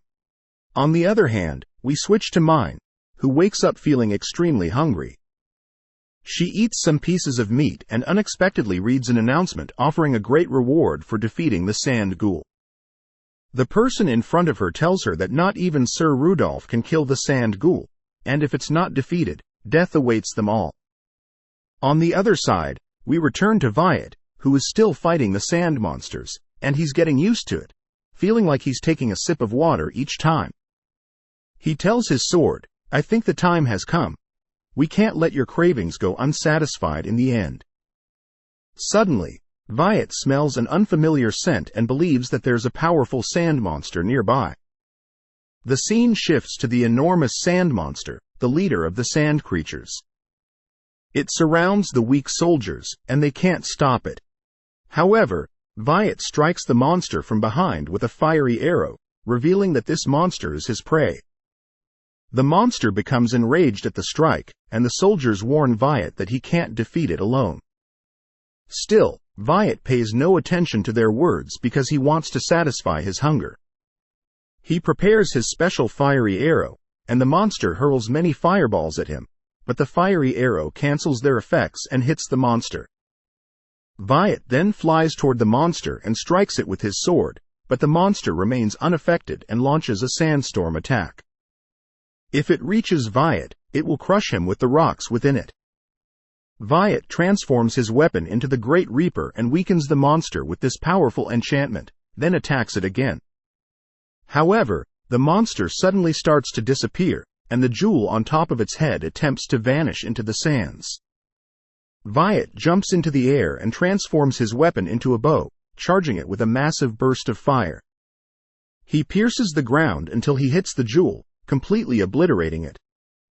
This grants him the sandstorm skill, but Viet is saddened by the chaos he caused. The sword reassures him that there was no other way to win, and it was necessary. The warriors thank Viet and express their astonishment, as they've never seen a warrior do what he did. Viet, however, finds it strange that everyone believes he has special equipment, to which the sword replies that he won't need anything else. He can steal the enemy's skills and boost his stats. Most people rely on equipment because they can't do that. The next morning, Viet goes home, and Mine tells him she's going to hunt the sand ghoul. Viet informs her that he already defeated it. This angers Mine, and she erupts in flames of anger. Viet tries to calm her down by suggesting they split the reward in half. He goes to claim the reward, and the clerk gives him 100 gold coins for defeating the great monster. Suddenly, Sir Rudolph arrives, mocking Viet and claiming him as his servant since a holy knight's decision must be obeyed. Mine interjects, telling him that it won't work, as she got to him first and mocks him for being a little child. In a fit of rage, she strikes him with her weapon, sending him soaring into the sky. Afterward, they quickly leave the area to avoid causing any further trouble. And that's how our episode ends. Stay tuned for more episodes, and don't forget to subscribe to the channel and activate the notification bell to receive updates on all our new content. In a very exciting episode, Viet encounters the leader of a nearby village near the city of Galia. At that time, they will face the Lord of the Skeletal Halls, whose stats exceed 1 million, and he is a very high level.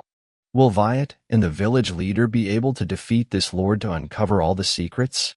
This episode begins when Viet and his companion, Minnie, are riding in a carriage and having a conversation, getting to know each other.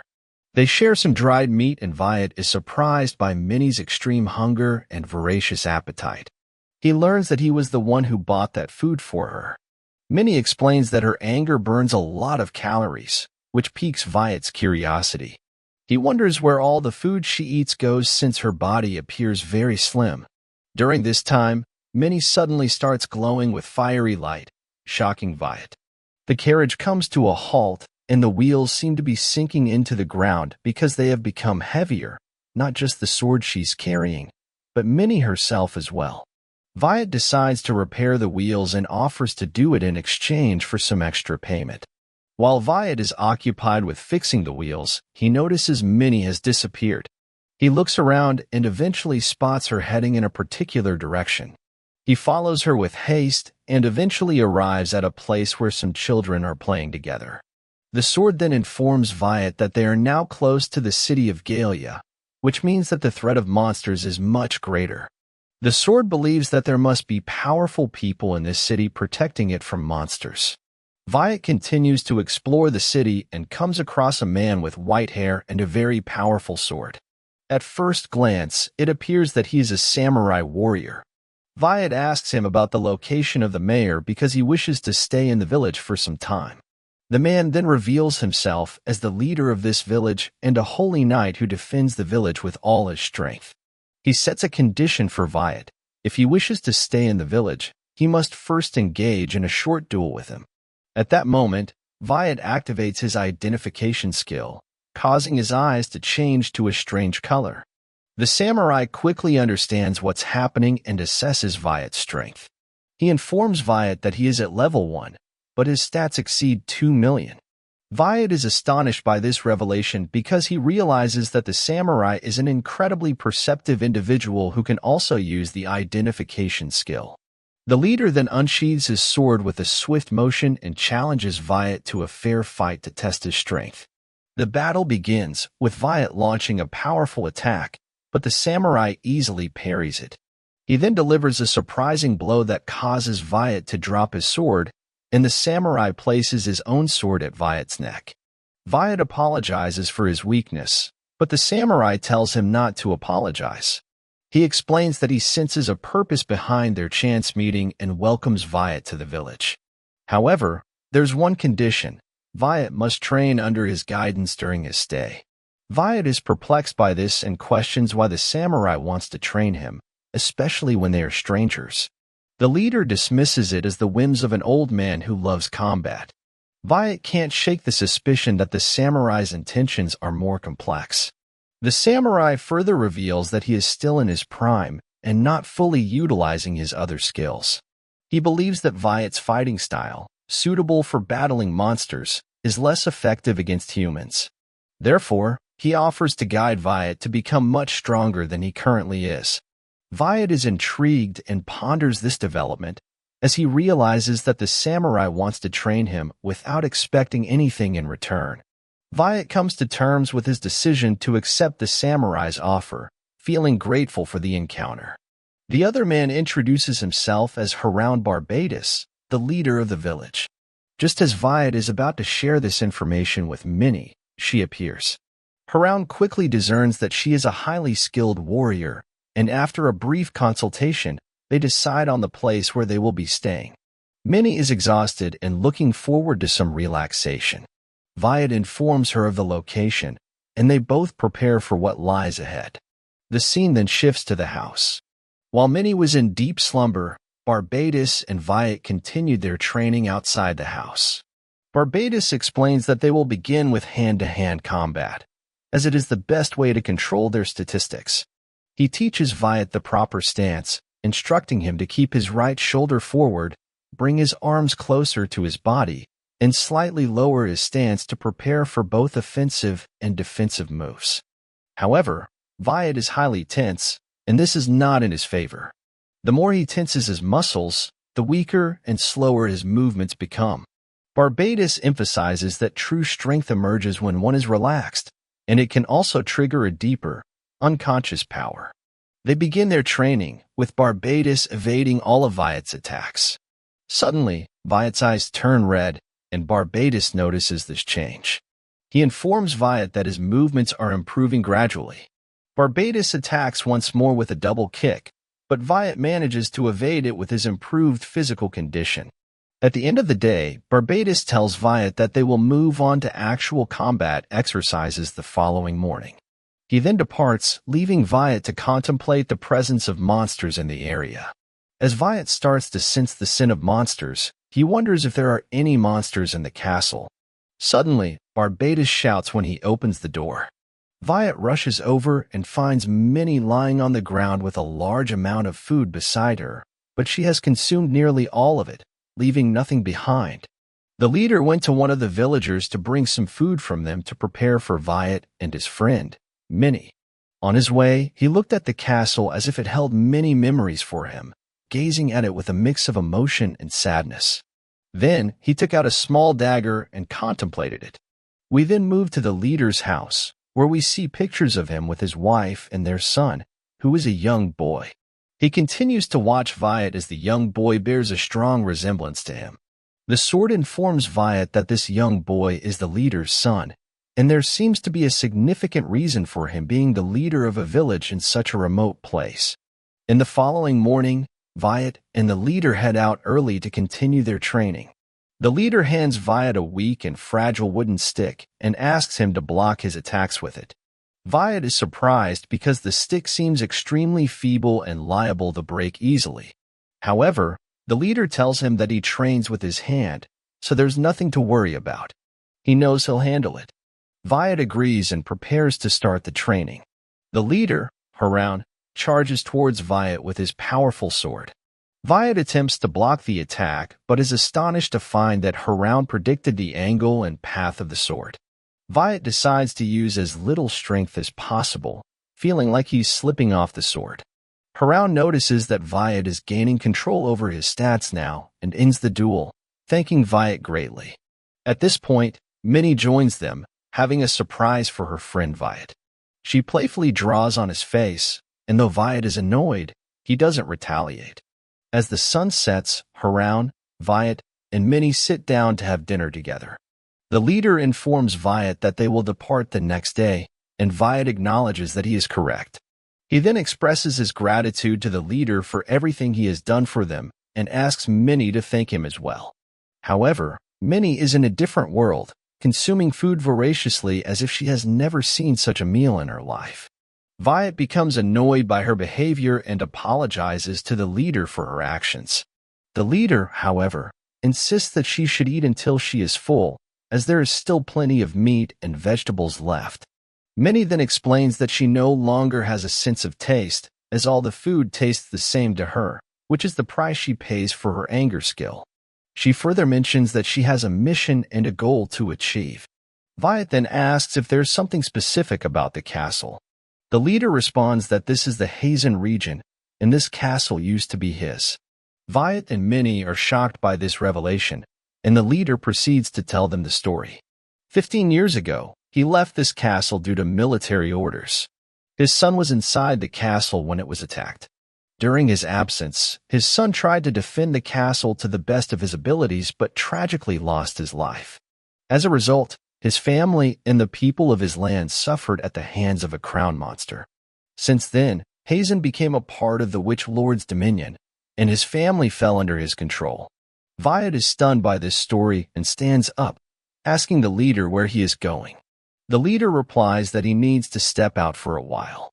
Viet leaves at night, with Haroun following him, as he knows Viet is headed to that place. Viet is surprised by Haroun's presence, but is then asked by Haroun to join him. He sees it as an opportunity to find peace from his past. Minnie also joins them and tells them that she will protect the village for 50 gold pieces, reassuring them not to worry. Then Viet and Haroun approach the castle, and Viet uses hidden magic to silently eliminate one of the guards on the castle wall. Haroun is amazed by this, and Viet explains that these are magically enhanced arrows with the effect of Disruption Sandstorm skill, a technique that is challenging to deal with and was discontinued from study in the capital. The sword praises Viet for all his accomplishments. They continue to move, encountering a multitude of monsters, and decide to launch an attack on them. Haroun wields his sword, and Viet uses his Tsadi sword, which has transformed into a spear, to kill all the monsters. They then enter the castle and head to the second floor.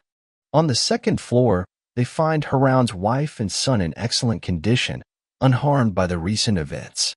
They welcome Haroun, and his wife tells him they were waiting for him for a very long time.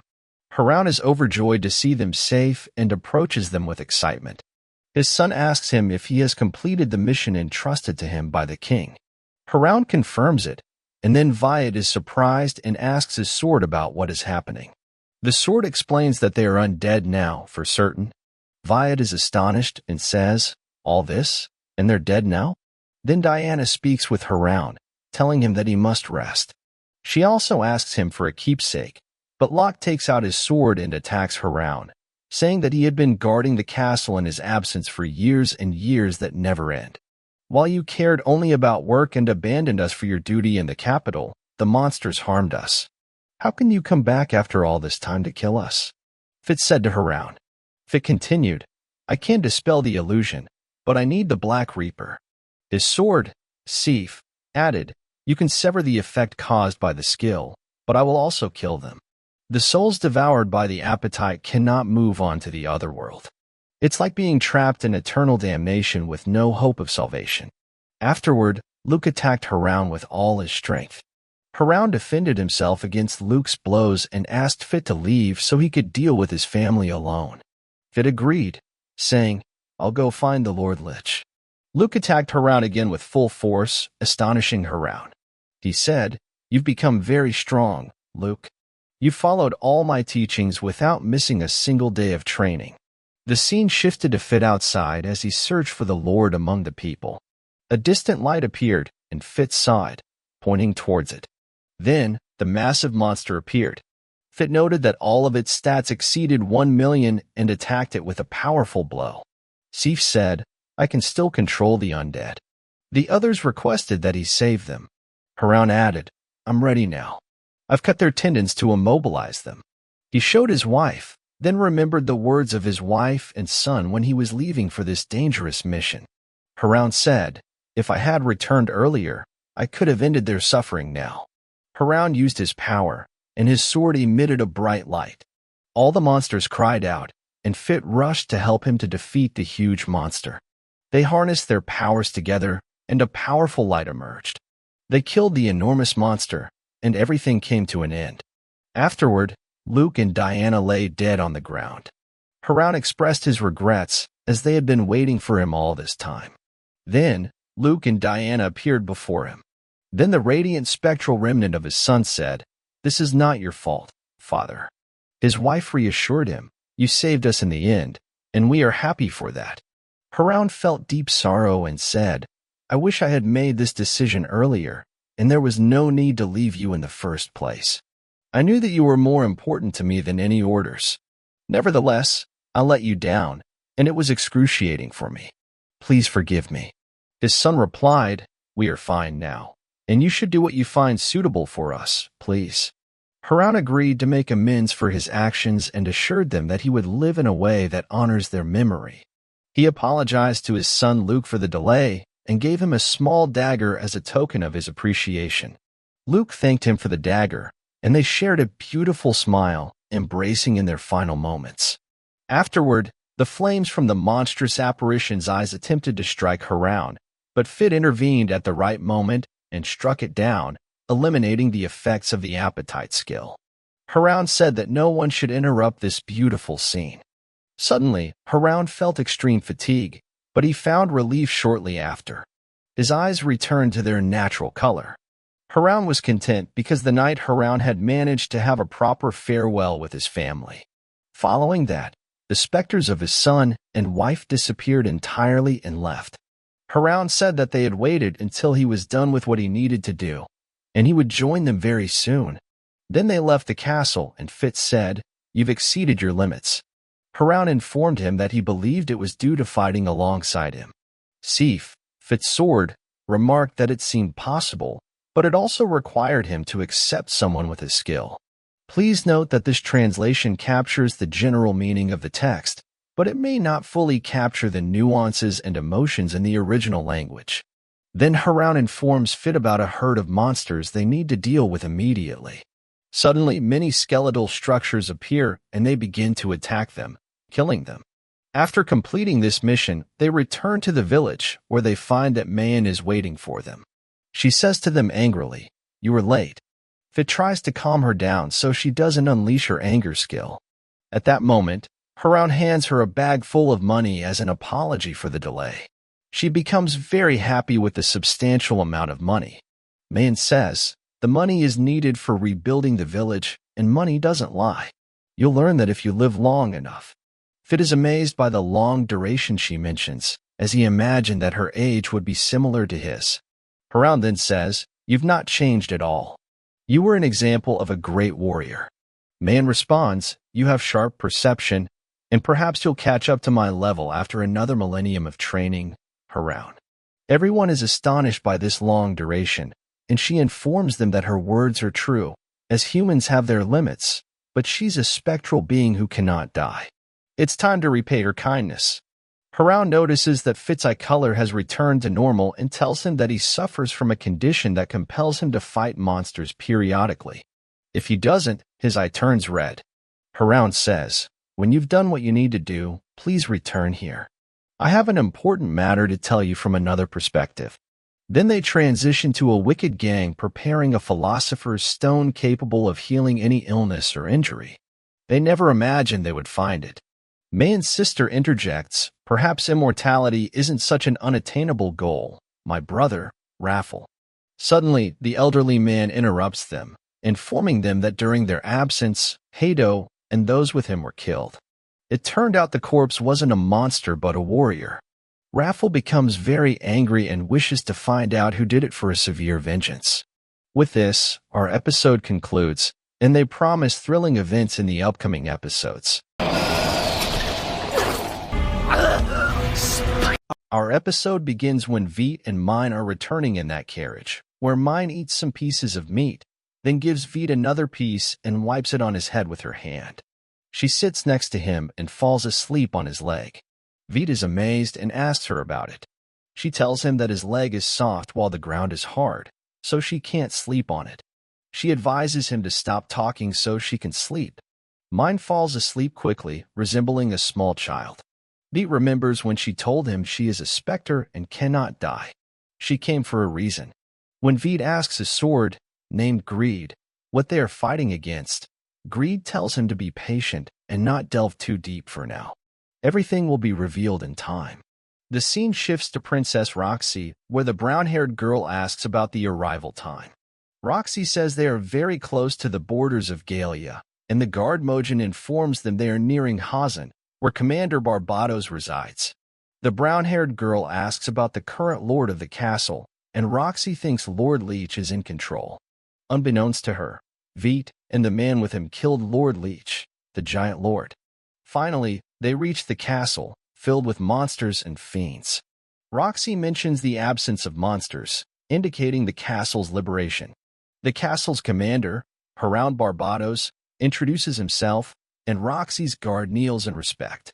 Haroun is surprised to meet the head of the Barbados family, one of the 5 great families. Roxy apologizes for their sudden arrival, and Haroun talks to her, noting her growth. Roxy is amazed that he knows her. The commander tells Roxy that he knew her parents, Mason and Aisha, and they asked him to give her a name at birth. Roxy is surprised as her parents never told her about this, and the commander explains that he doesn't know why they didn't inform her. He then reveals the reason for his retirement. After losing those he was supposed to protect, there was no reason to continue fighting. Roxy asks if he is the one who defeated Lord Leech, and he clarifies that it was a joint effort with a young man. The brown-haired girl expresses her desire to meet and talk to the young man, prompting Roxy to inquire about his name. The commander mentions that he left, and Roxy asked for the names of both the young man and the boy who fought with him. The commander apologizes for not informing her of their names and recalls the young man, instructing him not to disclose any information about him. Roxy then asks if they are heading to the city of Galia, and the commander reveals that there's only one reason a holy knight like him would come here. He questions her about Fleric, wondering if he sent her. Roxy clarifies that she doesn't work for anyone and is not a mercenary. She explains that she follows her father's advice to help those in need and fight for the greater good. The commander realizes that Mason, her father, has passed away, expressing sorrow and then asking her if she is willing to undergo training. Harem begins training Roxy, similar to what he did with Veit. He wants to see how well her father, Mason, had trained her. He appreciates the skill she inherited from her father and is intrigued by the determination in her eyes. Roxy admits she needs more training to protect her people, and Harem agrees to help her. The emotional connection with Mason's legacy makes Harem offer to train Roxy without hesitation. Then we move to Veit and his friend Mine as they have been traveling for a very long time since the last time they stopped. They come across this desolate town, completely destroyed and devoid of any living creatures. Mine reveals that she was born in this place and was taken to the imperial capital immediately after her birth. This shocks Veit, as he believed that Galia had collapsed 4,000 years ago. They explore the town until they reach a place with a massive structure. Veit is puzzled and asks Mine if it's a shrine, but she doesn't respond.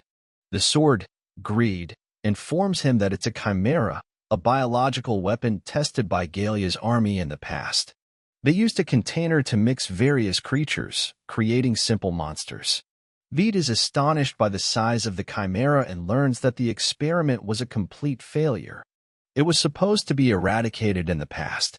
Mine then declares that it's time for payback. Veit realizes that he will help her fight this creature. He examines the monster's skill screen but finds errors. Greed explains that the monsters are mixed, making it difficult to read their individual skills. Veit is shocked by the monster's power, with incredible statistics.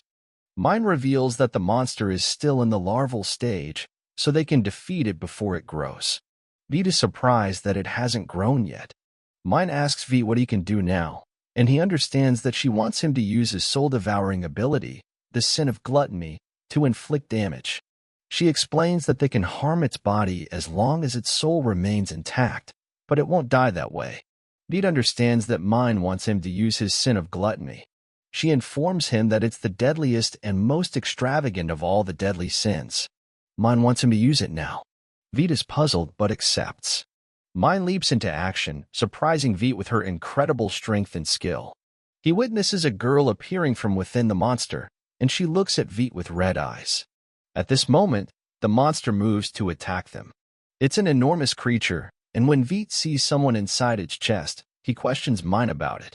Mine, with the same red eyes, informs him that the monster is trying to intimidate him, and he shouldn't look directly at the girl inside to avoid being paralyzed. Veit heeds her advice, refocusing his attention. Veit asks Mine again about the girl inside the monster. She explains that she is the essence of the chimera and needs him to defeat her. Veit contemplates that if he consumes her soul, she'll suffer eternal torment. He realizes he can't do that but remembers Mine's warning not to be deceived by appearances.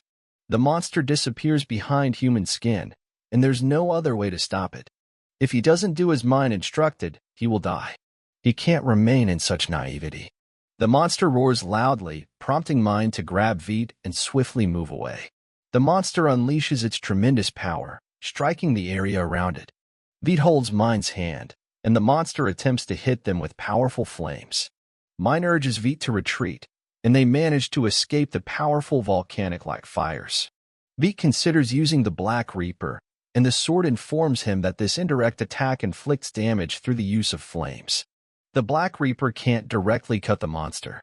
Veit and Mine look back and see that the monster is trying to catch up to them, aiming to strike them with the intense flames. Mine tells Veit they need to separate to fight from different positions. Nothing happens to Veit and Mine as they manage to evade the fierce flames, resembling volcanic eruptions. Mine then rushes forward, striking the monster's limbs to dislodge it from its position. Veit transforms his sword into the Black Reaper and aims it at the monster's side to halt its movement. Veit is pleased with what he accomplished, but the sword warns him not to rejoice yet. It's still too early. The battle continues, and Mine instructs Veit to stay vigilant. Then, something extremely strange happens. The monster regrows its lost arm. The sword communicates with Veit, explaining that this chimera can continue fighting endlessly without pause or fatigue. Veit is troubled, unsure of how to defeat and kill it. Meanwhile, Mine aggressively attacks the monster, and her strikes become even more powerful than before. The sword informs Veit that her sword becomes heavier and stronger after each swing, but the downside is a reduction in her wielder's agility.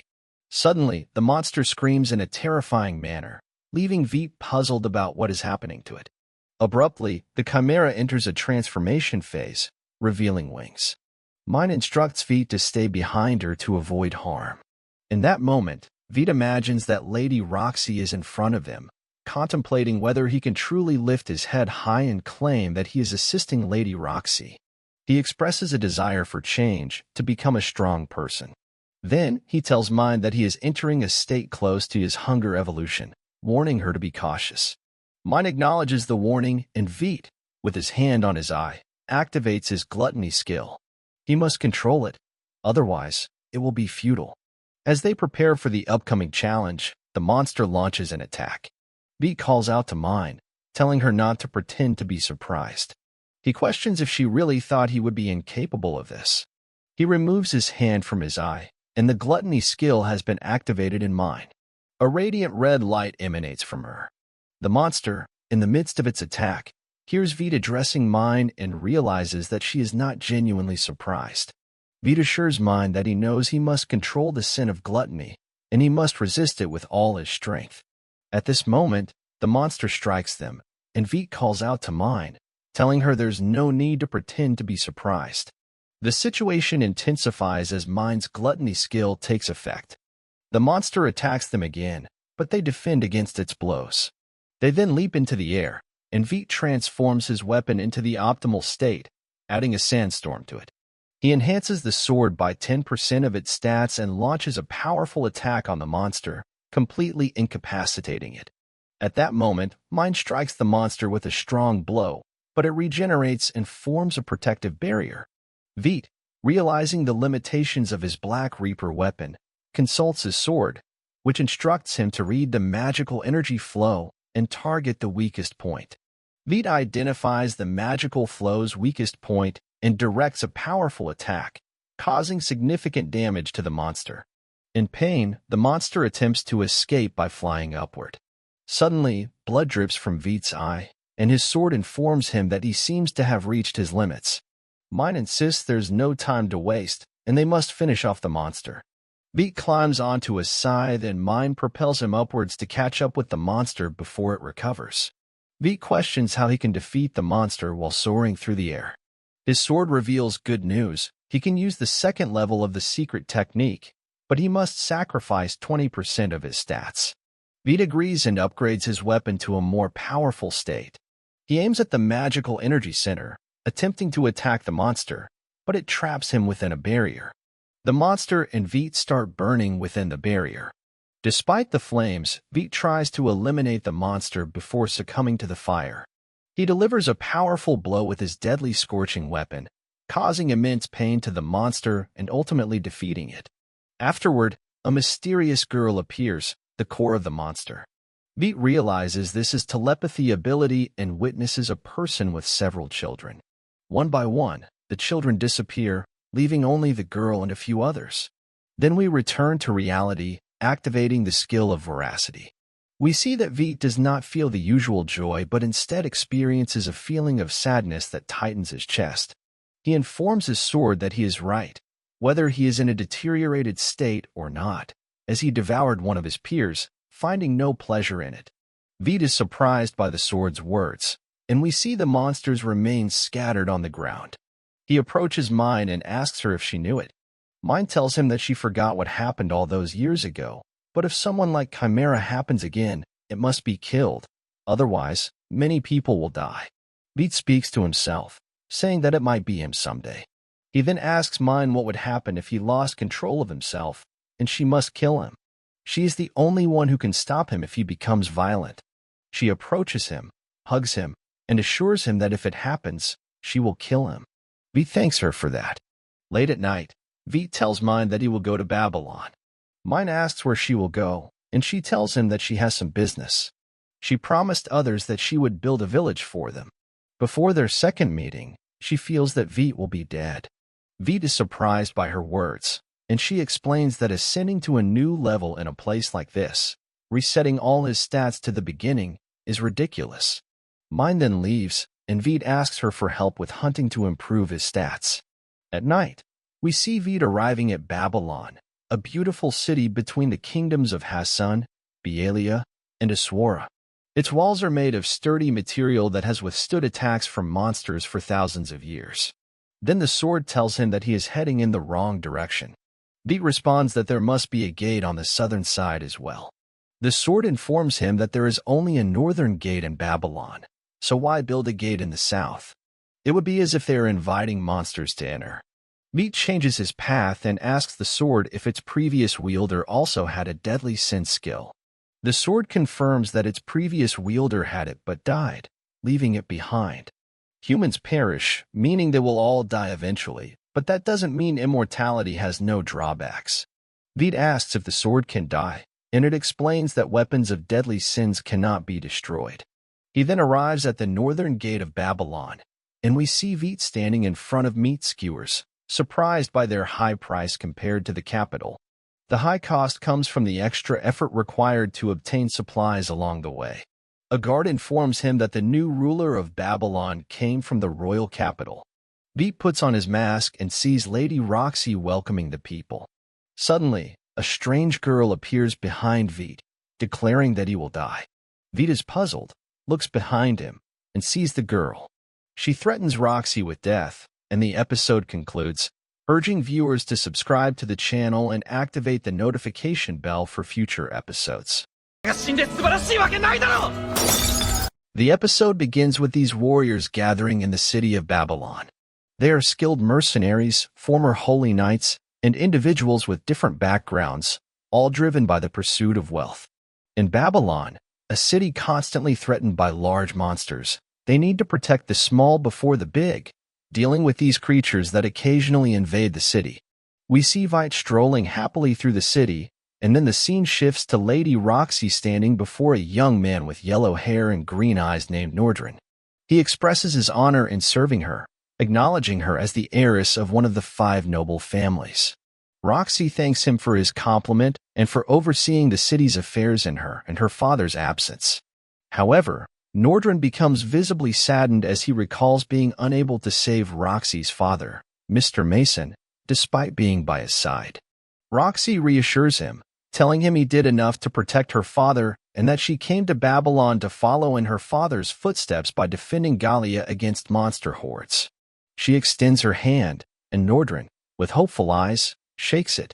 Meanwhile, a girl with brown hair named Mireia notices Nordrin looking at her with a strong gaze, prompting her to approach him with the intention of confronting him. However, before she can act, Mojin, holding her by the collar, warns her about the consequences of messing with a holy knight like Nordrin. At that moment, Roxy informs them that they will now patrol the city. The scene then shifts to the protagonist, Veit, walking through the city, assessing his daily needs and expenses. Realizing that his current funds won't be enough for accommodation and meals in the expensive city, he turns his attention to the left and discovers a scabbard for his sword. The sword speaks to him, mentioning that the scabbard is calling out to him, but it seems quite costly. The shopkeeper welcomes Vite and presents his merchandise. Still, he quickly grabs Vite's cloak and examines it strangely, identifying unusual burns, possibly from intense heat or something hotter. The sword vouches for the shopkeeper's exceptional eye for detail, leading Vite to trust him. Vite inquires about the price of the scabbard, initiating a conversation about the purchase. The shopkeeper informs Vite that the scabbard displayed is just a model for demonstration. However, if he desires a custom-fitted scabbard for his sword, the shopkeeper offers to make one for him. The scene transitions to the inside of the workshop, where Vite hands over his sword to determine its dimensions. The shopkeeper notes that he hasn't seen a one-handed sword like it before, suggesting it is exceptionally lightweight. Despite its apparent value, the shopkeeper quotes a price of around 500 gold pieces for a scabbard that suits such a sword. Upon hearing this exorbitant amount, Vite is visibly shocked, considering it a considerable sum. He declines the offer, hastily exits the shop, and runs away. The scene then shifts to a place where Vite contemplates the need to build a war chest. Recalling the shopkeeper's mention of 500 gold pieces, the sword points out that prices are excessively high in Babylon. Vite decides that they cannot afford such luxuries. At that moment, a group of people approaches Vite, welcoming him and offering him a chance to join them in hunting monsters. They explain that by working together, they can earn a lot of money by hunting monsters. Vite declines the offer, expressing disinterest in joining anyone. The long-haired boy insists once more, suggesting that Vite join them to become stronger, given his appearance as a beginner knight. Vite politely refuses, and the boy apologizes before calling his group and departing. Vite then converses with his sword, expressing the need to wear suitable attire to avoid being ridiculed or harassed. Appearance, he believes, is a part of one's defense. They now need to hunt many monsters to earn substantial money. The scene shifts to a place with a green sky, indicating the borders of Gallia. Vite detects a foul odor, and the sword informs him that it's toxic algae. Vite covers his face with his cloak to avoid inhaling anything, and as he continues, he encounters a group of powerful orc monsters, approximately 50 in number. The sword warns him that orcs are prevalent in Gallia and are intelligent, coordinating attacks. Vite must approach the fight as if facing a group of humans, showcasing the skills he learned in the past 2 days. Vite attempts to leap into action against the monster herd to eliminate them, but suddenly, some other warriors beat him to the attack. His sword advises him not to wait and instead suggests they go there and steal the spoils. Vite expresses his disapproval, considering it an aggressive act since others have already initiated the assault. The sword counters, stating that there are no good actions or rules when it comes to monster hunting. Vite notices another horde of orc monsters, numerous and planning to surround the warriors on both sides. He decides they need to steal the spoils and protect the warriors, presenting an excellent opportunity for them. Vite launches his attack, engaging the monsters. However, the monsters start hurling fiery arrows at him, and he skillfully deflects them with his sword. Suddenly, he upgrades his sword to the 3rd level, transforming it into a powerful shield that completely withstands both physical and magical attacks. The magical shield acts as an impervious fortress. Vite wonders about his next move to defeat all these monsters, and his sword suggests greedily rushing at them to showcase the immense power of the shield. He runs, successfully fending off attacks and activating his bloodlust skill several times, boosting his skills and levels. He effortlessly eliminates all the monsters, and afterward, he is surprised that his bloodlust skill didn't activate this time, even after slaying all the orcs. The sword explains that this control was the technique Haran trained him on before arriving here. The sword, in its greedy persona, suggests cutting off the orcs' ears as proof of their victory and returning to the city for rewards. Vite complies and heads back to the city to the Adventurers Guild to hand over the orc ears and claim the reward. He enters the guild carrying a large quantity of orc ears, astonishing everyone with the immense haul and how he accomplished it all alone. Vite approaches the guild's clerk, placing the ears in front of her and instructs her to give him the reward for his feat. The employee is surprised by the large number and says she will verify the count immediately and give him what he deserves.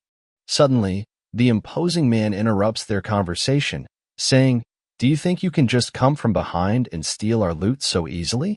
It belongs to us. The sword responds, greed would have turned you into minced meat if not for my intervention. The large man tries to reach for the ear that the sword is holding in Veet's hand, but Veet prevents him, telling him that this is his last chance to retreat. The man defiantly challenges Veet, saying, "How I'd love to see you force me to do that." Veet presses on his hands, causing the man intense pain. The other warriors then attack, but Veet effortlessly defeats them one by one until he crushes them all with a powerful punch. Suddenly, one of the warriors aims a sword at Veet's head, but he deflects it with the bag and it defeats the adventurer.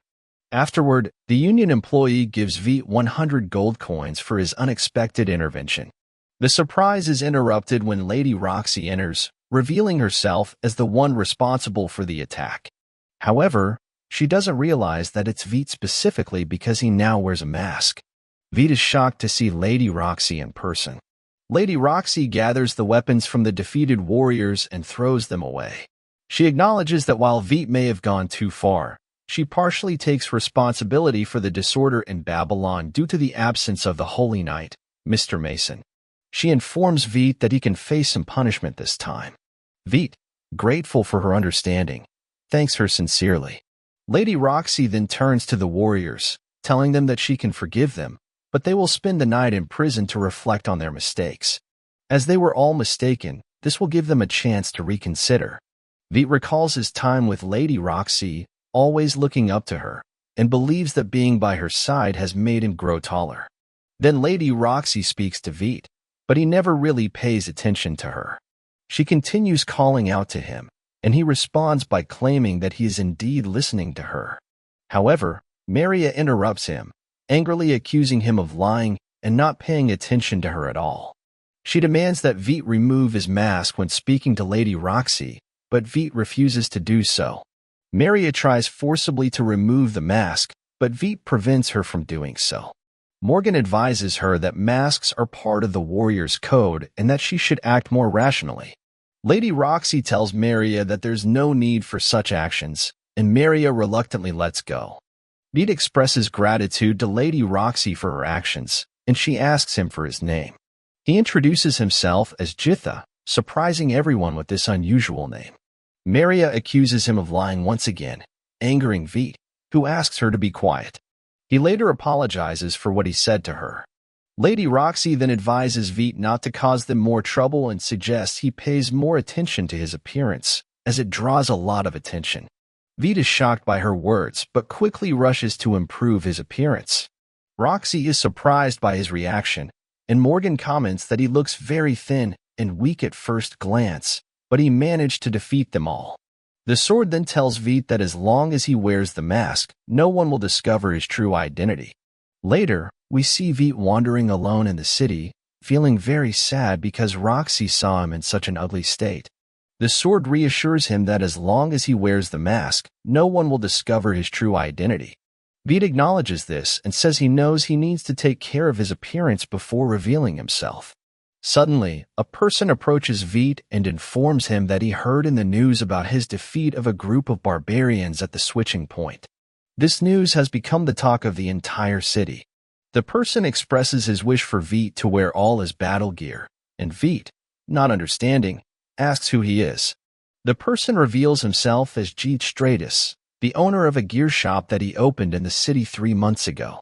Veet goes with Jeet to his shop, and Jeet tells him that since his reputation hasn't spread yet, he plans to use all the goods to promote Veet. Excitedly, Jeet asks if Veet would like to work with him, and Veet, finding no reason to refuse such an offer, agrees. Jeet is thrilled to have him on board, and Veet tries on a new suit. Jeet asks for his opinion, and Veet, pleasantly surprised, says it's better than he expected. Jeet quotes a price of 80 gold coins, and Veet, thinking it's the cost of promoting his name, laughs. However, Jeet clarifies that if Veet goes hunting, he can earn the money and pay him half the amount. Veet agrees, realizing he misunderstood the deal. At night, Veet goes to the agreed-upon location but finds it crowded. He enters and sees a beautiful girl, and as he approaches, she tells him she was waiting for him. Veet is astonished that she recognizes him even with the mask. The girl introduces herself as Iris and mentions that they are destined to meet. The sword warns Veit that she possesses deadly sins. Iris then asks Veit to remove his mask, emphasizing that manipulating perception won't work on her. She wants to see him up close, but as Veit tries, he quickly looks away. Iris apologizes, explaining that it's a side effect of her desire skill, affecting others uncontrollably. The scene shifts, and Iris requests Veit to take off her mask. She assures him that manipulating perception won't work with her and insists on seeing him up close. Veit tries, but he quickly averts his eyes. Iris apologizes, explaining that her desire skill has unintended effects on others. Veit asks Iris what she meant when she said she was waiting for him. Iris reveals that she has been observing him for a long time, ever since he was in the capital.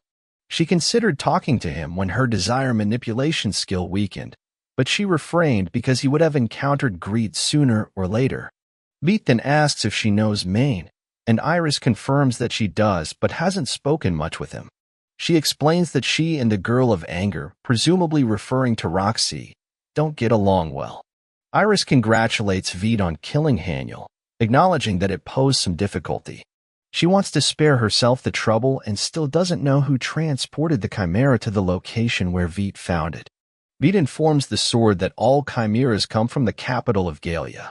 Iris believes that there might still be some chimeras remaining, posing a significant threat. Considering the weakness displayed by the Holy Knights, she doubts their ability to attack them. Iris tells Veit that it's time to get to the heart of the matter and that she has something much more important to share. She reveals that he is the reason she was waiting. Veit is surprised, and Iris clarifies that she guards the kingdom for him. This confuses Veit, and she explains that she puts the kingdom's interests above any individual's, even if it means facing a significant loss 500 or even 1,000 years from now.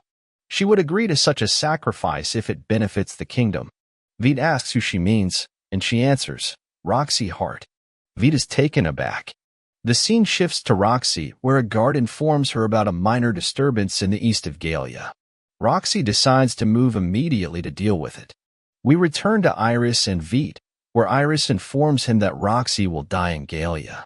Veit becomes furious, slamming the table with his hand and spilling the drink on the floor. He demands to know why Iris wants to kill Lady Roxy. Iris asks if he knows how to deal with the phenomenon of hatred, explaining that when a monster is killed, the hatred lingers and accumulates over the years, eventually turning into a big monster. The phenomenon itself can occur among humans as well, informing them that the oppression, discrimination, and poverty caused by the Holy Knights, along with all the hatred directed towards them, accumulate within people. Additionally, the death of the only Holy Knight beloved by the people, Roxy Hart, adds to the buildup of resentment. The hatred that will arise from her premature death will consume the rest that has been slowly accumulating, giving birth to a new powerful force. From among them, a future leader for the kingdom will emerge with astonishing skills.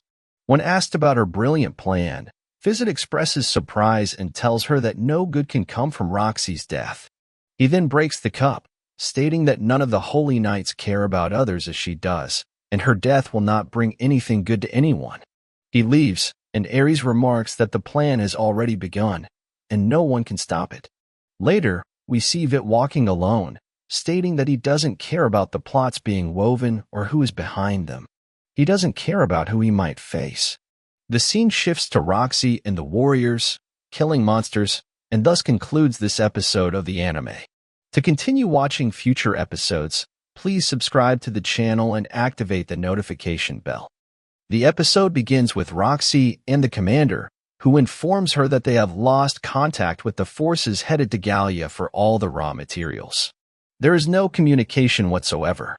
When Roxy asks him about the reason, the commander tells her that he has no information, but according to the details they received, the forces were heading towards the Great Valley. Roxy, concerned, turns to the girl with her and emphasizes that they must go quickly to rescue them. The scene then shifts to Veit at the weapons store, where the weapon maker tells him about the tools needed to craft a perfect scabbard, but they are difficult to obtain because the royal army oversees the magical crystal supplies. The sword in Veet's possession suggests they must go and retrieve the crystals cautiously, as they are located in Gallia. When Veet agrees to the task, the sword tells him that they need to go with extreme caution and prepares him by lifting its index finger, offering a substantial discount if he succeeds. It mentions that the map was used by its teacher, who was once a soldier, to gather materials in distant places near the Great Valley, deep in the south. Veet agrees, and the sword informs him that they will embark on the mission to create its scabbard. The scene shifts to Veet facing a major confrontation with monsters. He uses the shield's momentum, receiving numerous blows but deflecting them all with his massive shield. He then charges forward at maximum speed, activating the skill Shred at its full power, eliminating the monsters one by one in a massacre. The scene transitions to Roxy and the soldiers accompanying her. The girl holds a compass, but the commander informs her that the compasses don't work in this place. Roxy expresses frustration, asking how they can find the Great Valley without a reliable direction. Her friend explains that they usually navigate using the moon and some stars, but with the overcast sky, they can't see the moon at all. The girl becomes upset because the clouds completely obstruct the view, making navigation impossible. Then Roxy speaks to them, suggesting that they can determine the location of the city of Gallia based on the orc population density. She mentions that records indicate the largest orc colony is in the farthest part of the south. This implies that if they follow the orc tracks, it will lead them to the Great Valley. However, Roxy warns that there are more monsters than orcs in Gallia, and there are also monsters heading in that direction. Therefore, they need to be extremely cautious during their journey. The scene then shifts to Veet during the night, talking to his sword. The warrior must always relax well in preparation for battle. Roxy is then seen in a strange place, appearing like a dream. She sees the girl in the white robe with white hair, recalling her as the one who controlled the monster they killed days ago. There is a loud noise, and Roxy can't hear what the girl is saying. She finds herself in a place soaked in blood, with monsters everywhere. Desperation surrounds them, and blood rains heavily on Veet's face. Two figures hold his legs as if they were bloodsuckers, and he is submerged in this blood-filled sea. Veet wakes up immediately from this nightmare, horrified. Greed informs him that there is a massive monster, not an orc but a more formidable one, a transcendent monster. He tells Veet to be cautious and uses his night vision skill to see numerous monsters approaching. They are salamander monsters. Greed suggests transforming him into the black bow, and first, he should attack with the enchantment magic and use the bow's power to strike one of those monsters. However, something strange happens. The monsters don't retreat as expected when receiving significant damage, and they don't attempt to counterattack. It seems someone is controlling them. On the other hand, we see Roxy and her soldiers under attack by monsters that appeared suddenly. The monsters attack from all directions, creating chaos. The Holy Knight responded, stating that salamander monsters were surrounding them, attempting to attack. They had set fire to everything, but fortunately, no harm befell anyone. Roxy called for Northern Fair, wondering where he went. He quickly approached to apologize, unable to speak. At that moment, a salamander leader attacked Roxy, but her companion managed to save her. The ground became extremely molten, with the incredible heat of the fire. Mireia became enraged and threatened that if they did anything to harm her mistress, she wouldn't leave them alive. Mireia then used her power, attempting to strike them with her sword, but it failed. Mireia fell to the ground, and Roxy went to check on her. Another salamander attempted to attack Roxy, but Veet, the masked warrior, intervened to fight it. Veet then unleashed his power, using a tremendous force that no one could approach. Everyone was astonished.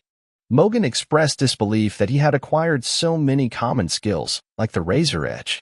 After the battle, Veet stood before the defeated monster.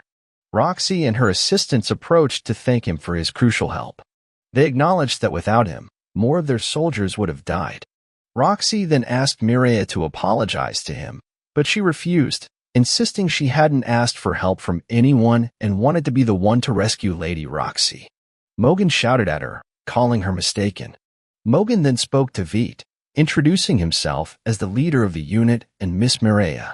He thanked Veet for his actions, and Veet downplayed the gratitude, expressing concern about something they found on the backs of the monsters, a symbol that all of them shared, specifically on their heads. This symbol raised many suspicions. Then we see Vit talking to his sword, asking about the matter. Joshua informs him that monsters usually don't work together, but according to him, someone was controlling them, and they were specifically targeting Lady Roxy. The leader tells them that it's hard to be certain about this matter. The scene shifts to another area, and Roxy informs them that this is the Great Valley. Mojin tells them they are lucky to be heading in the same direction. Maya urges them to hurry and rescue the supply unit, so they need to move quickly. At this point, Roxy decides to shake hands with Mr. Jatha as she introduced him. However, when she extends her hand, but thinks about it and looks at her hand, afraid that his telepathic ability might activate. Maya goes to him, holds his hand, and tells him not to get too conceited, as it is a significant flaw and very annoying. Then they leave, and the sword mocks him for being described as a flaw and a fool. The scene transitions to the morning in the forest with clean air. Vit walks until he reaches the petrified monster and the monster graveyard. Vit is astonished to see the petrified monster in the monster graveyard, and the sword speaks to him, saying that this unique environment must be related to everything.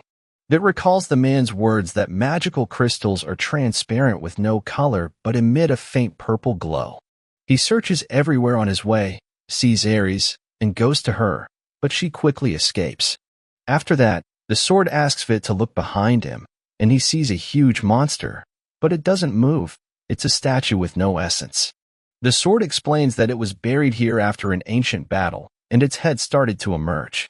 Vit speaks to it, saying there's another area where the land has changed, and some monsters seem to have awakened. They hear an explosion from the east, the direction Roxy is searching. Vit runs quickly, and the sword tells him to do as he did before, help Roxy, and they won't find any magical crystals. Then the scene shifts to Roxy and her companions. The monster attacks Maria, knocking her to the ground. It also strikes Morgan and Northern, causing them to fall as well.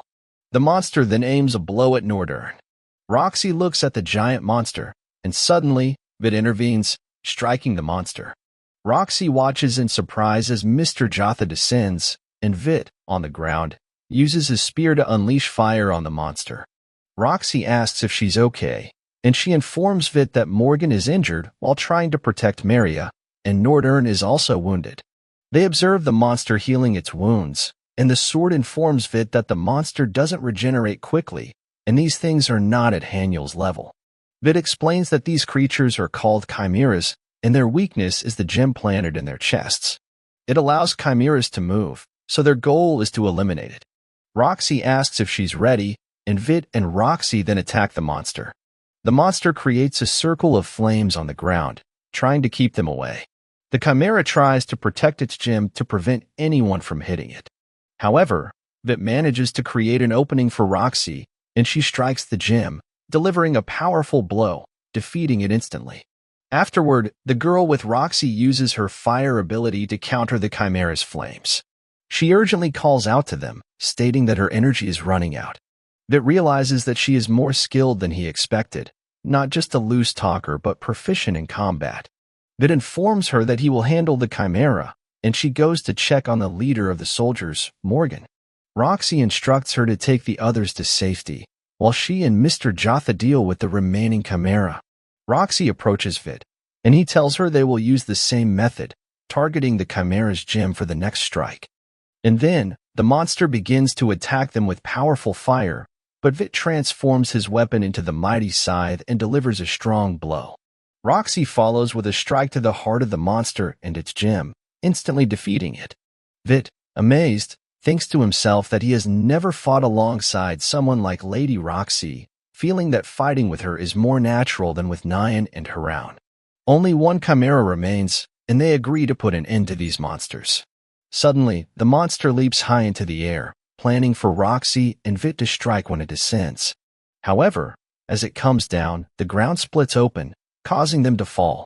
Roxy and Vit fall to the bottom, with Vit quickly carrying Lady Roxy to prevent her from getting hurt from the impact. After a short while, Vit wakes up, and his sword Joshua speaks to him, looking up, noticing they have fallen a great distance. Suddenly, Lady Roxy calls out to him, opening her eyes. She asks him what happened, and Vit swiftly puts on his mask. When Roxy tries to get up, she feels intense pain in her legs. Vit asks if she's okay, and she informs him that she'll be fine after a short rest. Vit comments that it's expected from a holy night. Then he gets up, uses his magic to create a fireball to illuminate the cave. Roxy is surprised that he can use fireballs as well.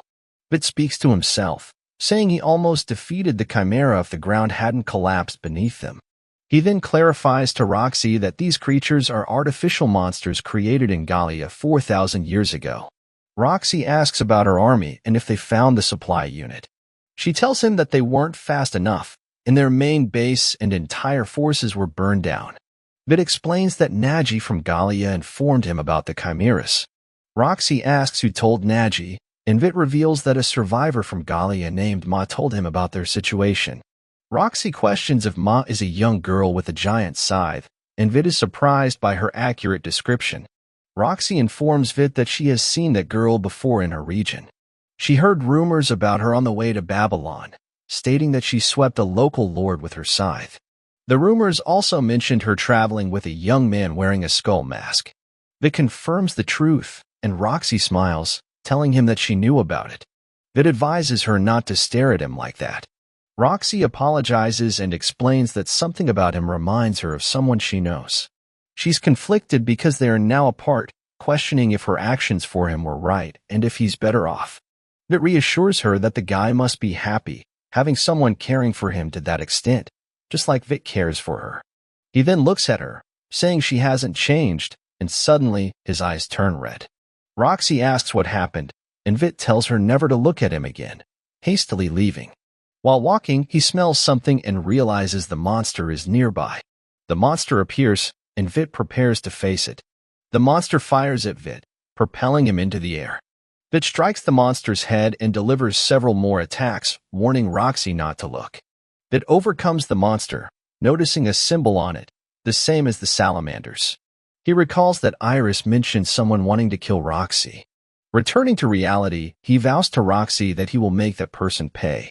Roxy rushes in, asking if he's okay, and Vit assures her that he defeated the monster. Suddenly, part of the ceiling collapses, revealing magical crystals. Vit questions if these are just petrified monsters, but Roxy explains that magical crystals are formed from such creatures.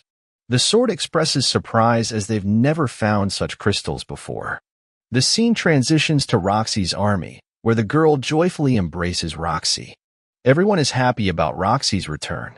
In a strange night with a green light from the moon, the mysterious person with a mask walks, and his eyes glow green, ending this episode of the anime. To watch the upcoming episodes, please subscribe to the channel and activate the notification bell. In an unprecedented episode, a fierce battle unfolds between Roxy's army and the humanoid monsters. Suddenly, another faction intervenes, summoning the sacred bird, whose power surpasses that of humans as it draws strength from beyond the aerial realm. It is now heading to kill Lady Roxy. Will Vite intervene in time to save the princess? Is it true that Lady Roxy will discover that the person behind the mask is Vite? The plot unfolds dramatically, so stay tuned for the thrilling conclusion. The episode begins with Roxy confronting Lord Corpse in the battlefield, ordering him to draw his sword and challenging him to a fight.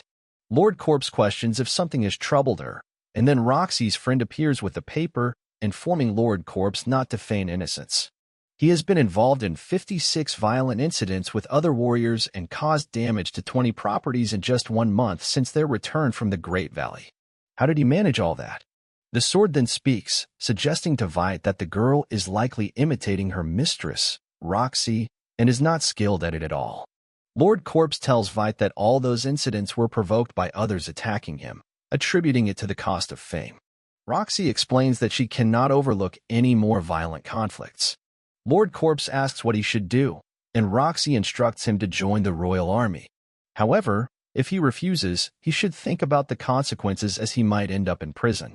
Lord Corpse then surprises Roxy by pulling his sword from its sheath, and when she questions leaving the sword in the sheath, he reveals that it was specially crafted for his sword. Then they prepare for battle, and we see a green leaf-shaped paper flying in the air. Lord Corpse divides it into 2 halves, and the fight between Roxy and Lord Corpse begins. Roxy aims a powerful strike at him, and Lord Corpse speaks to himself, acknowledging that he should have the statistical advantage but is unable to overcome her. The sword then reminds him not to forget that she is a sacred knight.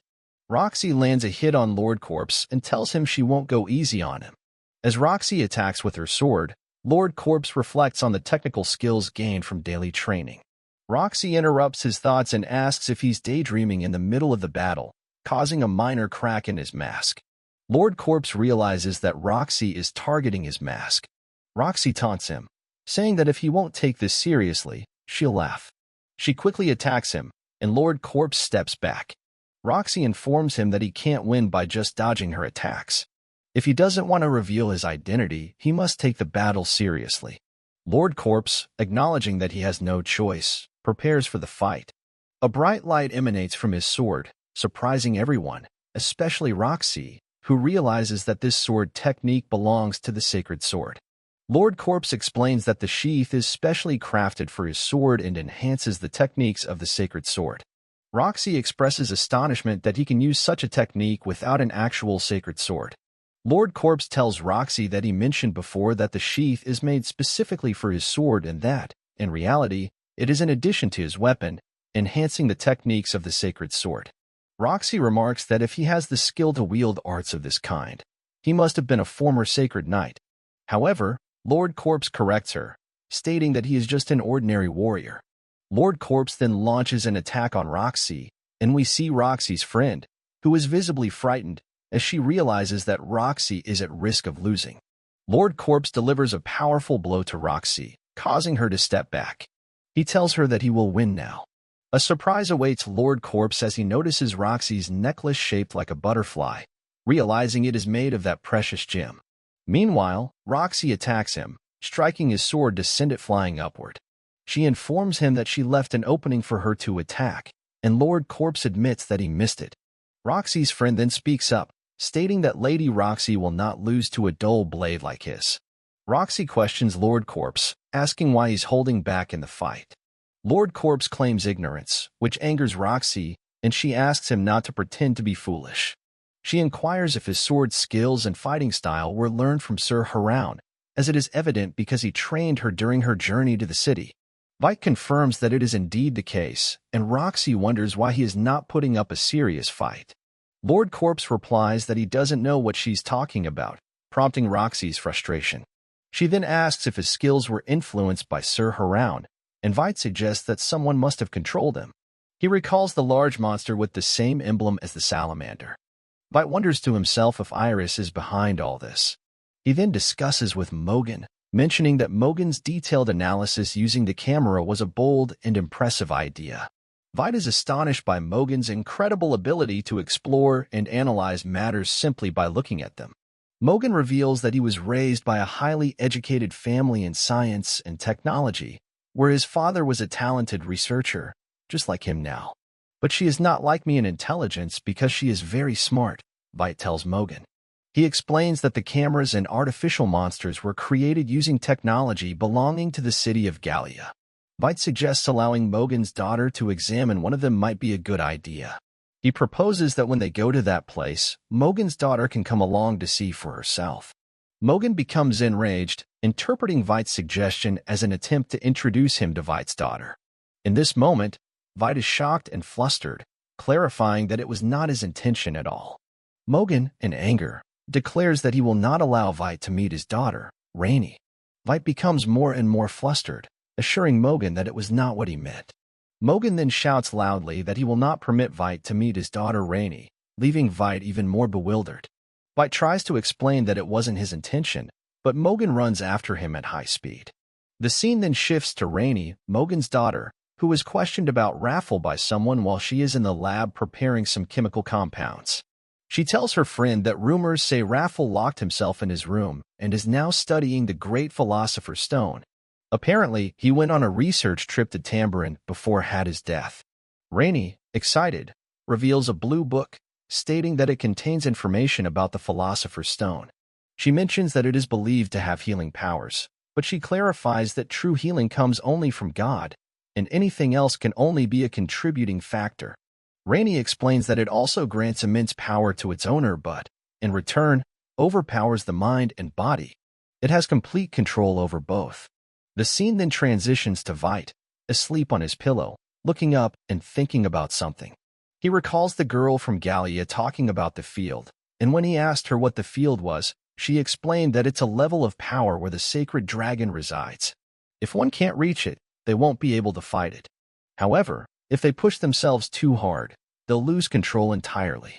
Vite asks her how he can reach that power level, and she responds that if he presses himself too hard, he'll lose control of his skills entirely. How can one reach that power level? Vite wonders, but he returns to reality, rising from his bed upon hearing alarm sirens blaring in the city. It seems that there is some impending danger. The scene shifts to Lady Roxy, questioning what's happening when the commander of the Royal Guard enters, informing her that there is a massive crowd. He mentions a death march heading their way, and she instructs them that they will go and confront it with full force. The scene transitions to the colossal monsters, crawling on the ground, causing chaos. Roxy is organizing the army, stating that they will fight and protect the city until death. We then see the city residents evacuating rapidly, resembling refugees fleeing the area. In a dramatic moment, the narrator draws a parallel between these monstrous creatures attacking the city and Israel, portraying them as aggressors killing innocents and using destructive aircraft against Palestinians without mercy or compassion. The scene shifts back to Vite, waiting eagerly above. He observes the royal army led by Lady Roxy, charging swiftly towards the enemy. The sword speaks to Vite, stating that she is moving with great force, being the commander, and will easily end the conflict. Vite's eye, now red, has been activated, and he has better control over it. The sword instructs him to focus, as they need to be ready to move at any moment, discovering what is happening and putting an end to it. At this moment, the sword reveals something strange, detecting enemy movements from the east. When Vite looks in that direction, he sees something peculiar moving across the ground, resembling a whale swimming in the water. It appears to be enormous, and if it continues in that direction, it will be under the royal army in just 3 minutes. It becomes apparent that they need to intervene now because the royal army, led by Roxy, will be in significant trouble if they face a sudden attack. At that moment, Vite transforms his sword into the deadly bow and aims his spear unerringly at the direction of the strange creature. We see Vite using the partnership skill to amplify the shot's charge and give it multiplied range. This is a modified art that can only be used when facing imminent death due to starvation. When Vite observes large monsters, this skill activates automatically. Vite then charges his spear with substantial energy, referred to as the spiral shot, and directs it towards the strange creature. The projectile penetrates layers of the ground at maximum speed. The enormous monster appears, bearing the same emblem as the chimeras and salamanders. Upon seeing this monster and recognizing the emblem, Vite decides to reveal who is behind it this time. He runs into the void to attack the monster, and afterward, Vite laughs. When his sword friend asks why he is laughing, Vite explains that he was thinking about something. He never considers jumping from such a great height before. Vite descends with all his strength to strike the monster. It's time to find out who this is. However, when Vite looks at the monster's stats, he realizes that it is a crowned monster. Its endurance, magic, and spirit stats have all exceeded 10 million. Any holy knight would undoubtedly be in significant trouble facing such a creature. Continuing the translation into English, it appears there is more content, so please let me know if you'd like me to keep going. At this time, the sword requested Vite to transform it into the magical shield. Vite complied, protecting himself from the monster's attacks. Vite wasn't sure about the nature of what the monster was releasing, and the sword informed him that it was a powerful acid with a repugnant odor. It combined both acid and corrosion magic, making it dangerous not only physically but also magically. The sword warned Vite never to touch it, as the consequences would be fatal. Vite acknowledged the danger and understood that if the monster were cut, the acid would spread everywhere. He then used a heavily enhanced arrow with a significant amount of fire to strike the monster and evaporate the acid. However, the monster disappeared and reappeared behind Vite, intending to attack him. The sword explained that the monster had separated into 3 parts and sent one part after Vite to delay him from reaching Roxy. Vite, in response, used his power to transform the sword into another shape. The sword informed him that the monster was ignoring him, and it was just a trick.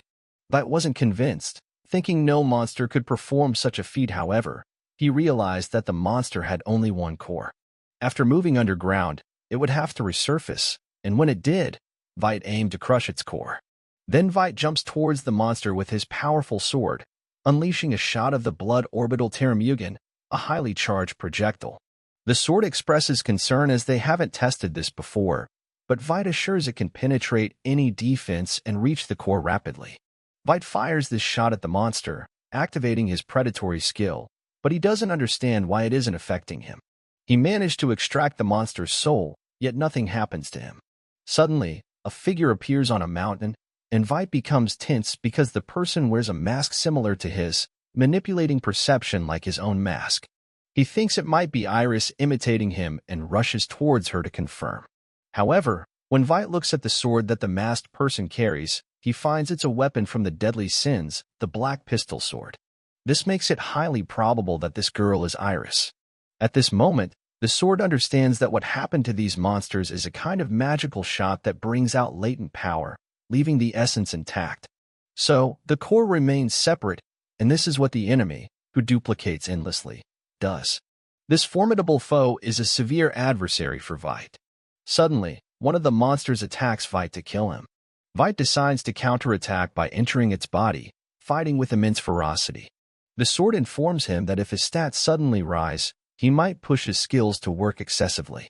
Vite decides to kill Iris and shoots an arrow towards her, but she effortlessly deflects it with a magical barrier.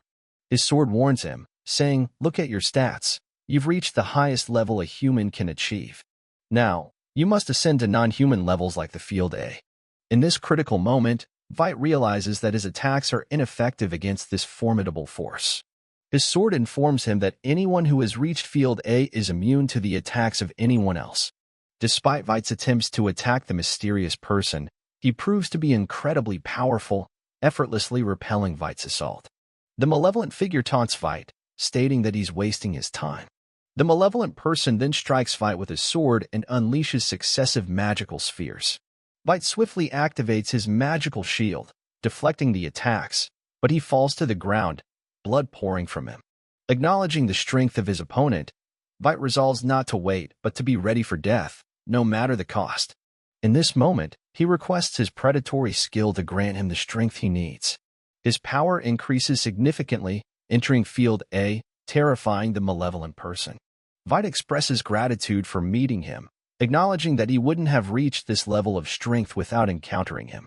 He then strikes the malevolent person with his sword, but the adversary manages to deflect it with great difficulty. The malevolent person escapes by leaping high and using monsters to hinder Vite. However, Vite surpasses these obstacles. The malevolent person resorts to shooting numerous magical projectiles, but Vite, now able to see them clearly, dodges skillfully. Mephisto creates a smokescreen, suddenly appearing before the malevolent person. Vite attacks, shattering the malevolent person's mask into two halves. Suddenly, Vite discovers that the malevolent person is Nordrin. Vite informs him that this is only half the truth, expressing more concern about Ares.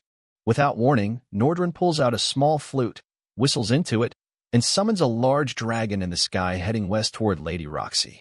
Nordrin states that he and the sacred dragon will exert all efforts to kill her, urging Vite to do everything to stop them. Nordrin unleashes numerous magical projectiles to hinder Vite from reaching Roxy. Surprisingly, a wall of slime monsters appears, attempting to delay him. Vite manages to overcome the obstacle from another side. We then shift to Lady Roxy with her soldiers, facing the challenging battle against these monsters. Suddenly, the sacred dragon appears, commanding the soldiers to find a safe place to hide. Lady Roxy stands alone to confront the dragon. The sacred dragon strikes her with a powerful blow, but Vite arrives just in time, using his strong shield to block the attack. The dragon attacks again, and Vite successfully deflects it once more. However, Nordrin's mask shatters completely, enraging Vite. Vite, fueled by anger and determination, ensures that no one can harm Lady Roxy while he's present. He tells Lady Roxy that he hasn't seen her in a long time. The episode concludes, leaving viewers in anticipation of the next thrilling events. The narrative promises more excitement, and and the audience is encouraged to subscribe to the channel and activate the notification bell for the latest updates. In our previous episode, we witnessed Roxy in a fierce battle against the soldiers. However, the sacred bird appears, aiming to target and kill her. In the nick of time, Veit comes to her rescue with his colossal shield. In those crucial moments, he unveils his face, and Roxy recognizes that it is Veit behind the mask. Unfortunately, her arm is brutally severed in a shocking turn of events. In the upcoming thrilling episode, it remains uncertain how Roxy and Veit will cope with this dire situation. With Roxy's severed arm and the revelation of Veit's identity, the suspense builds as they face the challenges ahead. This episode marks the culmination of the anime series, so continue watching until the end to unravel the full story. Important note, this episode is truly breathtaking, making it the best episode you'll experience in this anime. Our story begins when Veit delivers a powerful blow to the sacred bird. When Veit's mask is unveiled, Lady Roxy calls out to him. He turns to her, welcoming her warmly, as they haven't seen each other for a long time. However, Roxy is shocked and taken aback when she looks into his red eyes, recalling something from the past. At this moment, Veit urges her to leave the place quickly, revealing that the sacred bird will attack again shortly, and they have no more time. He apologizes for lying to her all this time, expressing gratitude for everything that happened between them. He reminisces about the memories they shared before swiftly departing, leaving Roxy behind. She is overcome with intense sadness, crying heavily at his departure. We then witness Veit finally reaching the colossal monster. The powerful young man stands atop the beast and informs it that this task won't be as easy as expected. Veit shouts at him, telling him to shut up completely, and unleashes a destructive force capable of obliterating anything. Then he strikes the giant monster with it, and the sword informs him that it has been hit, and now it is restrained. However, the monster is more powerful than expected. It retaliates by directing a barrage of gunfire-like blows, unleashing fire on the enemy and the aircraft. Yet, Veit effortlessly evades and counters with ease. He then collides with the yellow-haired boy, who is astonished by Veit's ability to restrict the movements of the sacred dragon with unparalleled skill. Veit explains that he did it so they could fight man to man, not wanting anyone to interfere in this fierce battle that resembles a true duel between justice heroes and the forces of evil. We see Veit and the boy engage in sword combat. However, Joshua informs him that his stats have decreased after using magical art. The yellow-haired boy acknowledges Veit's prowess in combat, but delivers a powerful strike that causes the ground to explode beneath them. Veit retreats and narrowly avoids the attack. In this situation, Joshua advises him to stay close to the monster because if they move too far away, the monster's restraint will be released, posing a significant danger. The monster fights with the yellow-haired boy while Veit fights him alone. However, the clever boy discovers this formidable plan and realizes that if he distances himself, he won't be able to maintain the magical art and restraint. Enraged by the boy's revelation, Joshua attacks him with a dangerous strike, unfortunately resulting in the severing of Veit's arm. Veit screams in agony from the intense and painful blow, collapsing to the ground. The boy then informs Veit that his time is up, standing in front of him to decapitate him. However, something strange happens. The boy is suddenly stabbed from behind, and his sword tears through his entire abdomen. It is revealed that Veit was incredibly clever. He used an ability called illusion magic to deceive the boy into thinking he was incapacitated and unable to move. He had approached from behind and killed him outright. Afterward, Veit finds himself in a strange place and wonders where he is. The white-haired girl approaches him, revealing that she had tried to warn him several times before. When Veit looks at her, he realizes that she is the girl who was the essence of Han Yil, the giant monster fought in the city of Galia. She introduces herself as Luna and thanks him for killing her, surprising Veit. Luna tells him not to be saddened, as it was better for her this way. She then apologizes profusely and explains that she cannot continue to suppress her bloodthirsty instincts. Veit expresses his surprise upon seeing the monsters and the bloodthirsty ability, mentioning that it had been calm all this time thanks to her. Luna explains that she was the one doing it, but now she can no longer control it. She informs him that if he manages to devour and consume the sacred dragon, he will lose control entirely. Veit is taken aback by this revelation, and Luna pats her head, stating that she was the one who used to do that. Then the bridge collapses beneath Veit's feet, and he falls. In the last moment, a hand is extended to him, saving him. However, it's not a girl who saved him, but Jasha Sif, who now appears in a human form. Veet is surprised by this development. When Jasha saves him, Veet stands before him, casting strange glances. Jasha warns him not to stare at him like that, as time is running out, and he needs to return quickly. During this time, Veet turns to Luna, thanking her for the warning and the things she had been doing for him. Back in reality, Veet grabs the sword with his right hand, as that is the only hand he has left. He asks the sword if he was a person before, and the sword tells him that he was just a regular man. However, now they must kill the giant dragon, especially after it finally freed itself from the restraint. Jasha then roars with immense strength, heard by everyone in the vicinity. The sword inquires about Veet's plan. It's challenging to use a shield or a bow with only one arm. Veet thinks for a moment and asks the sword if he ever desired to fly before. The sword doesn't understand what Veet means, but soon we see Veet throwing the sword into the air, aiming at the monster. Indeed, Veet directs the sword to the heart of the beast, then runs towards it, delivering a powerful punch, what he calls the destruction punch.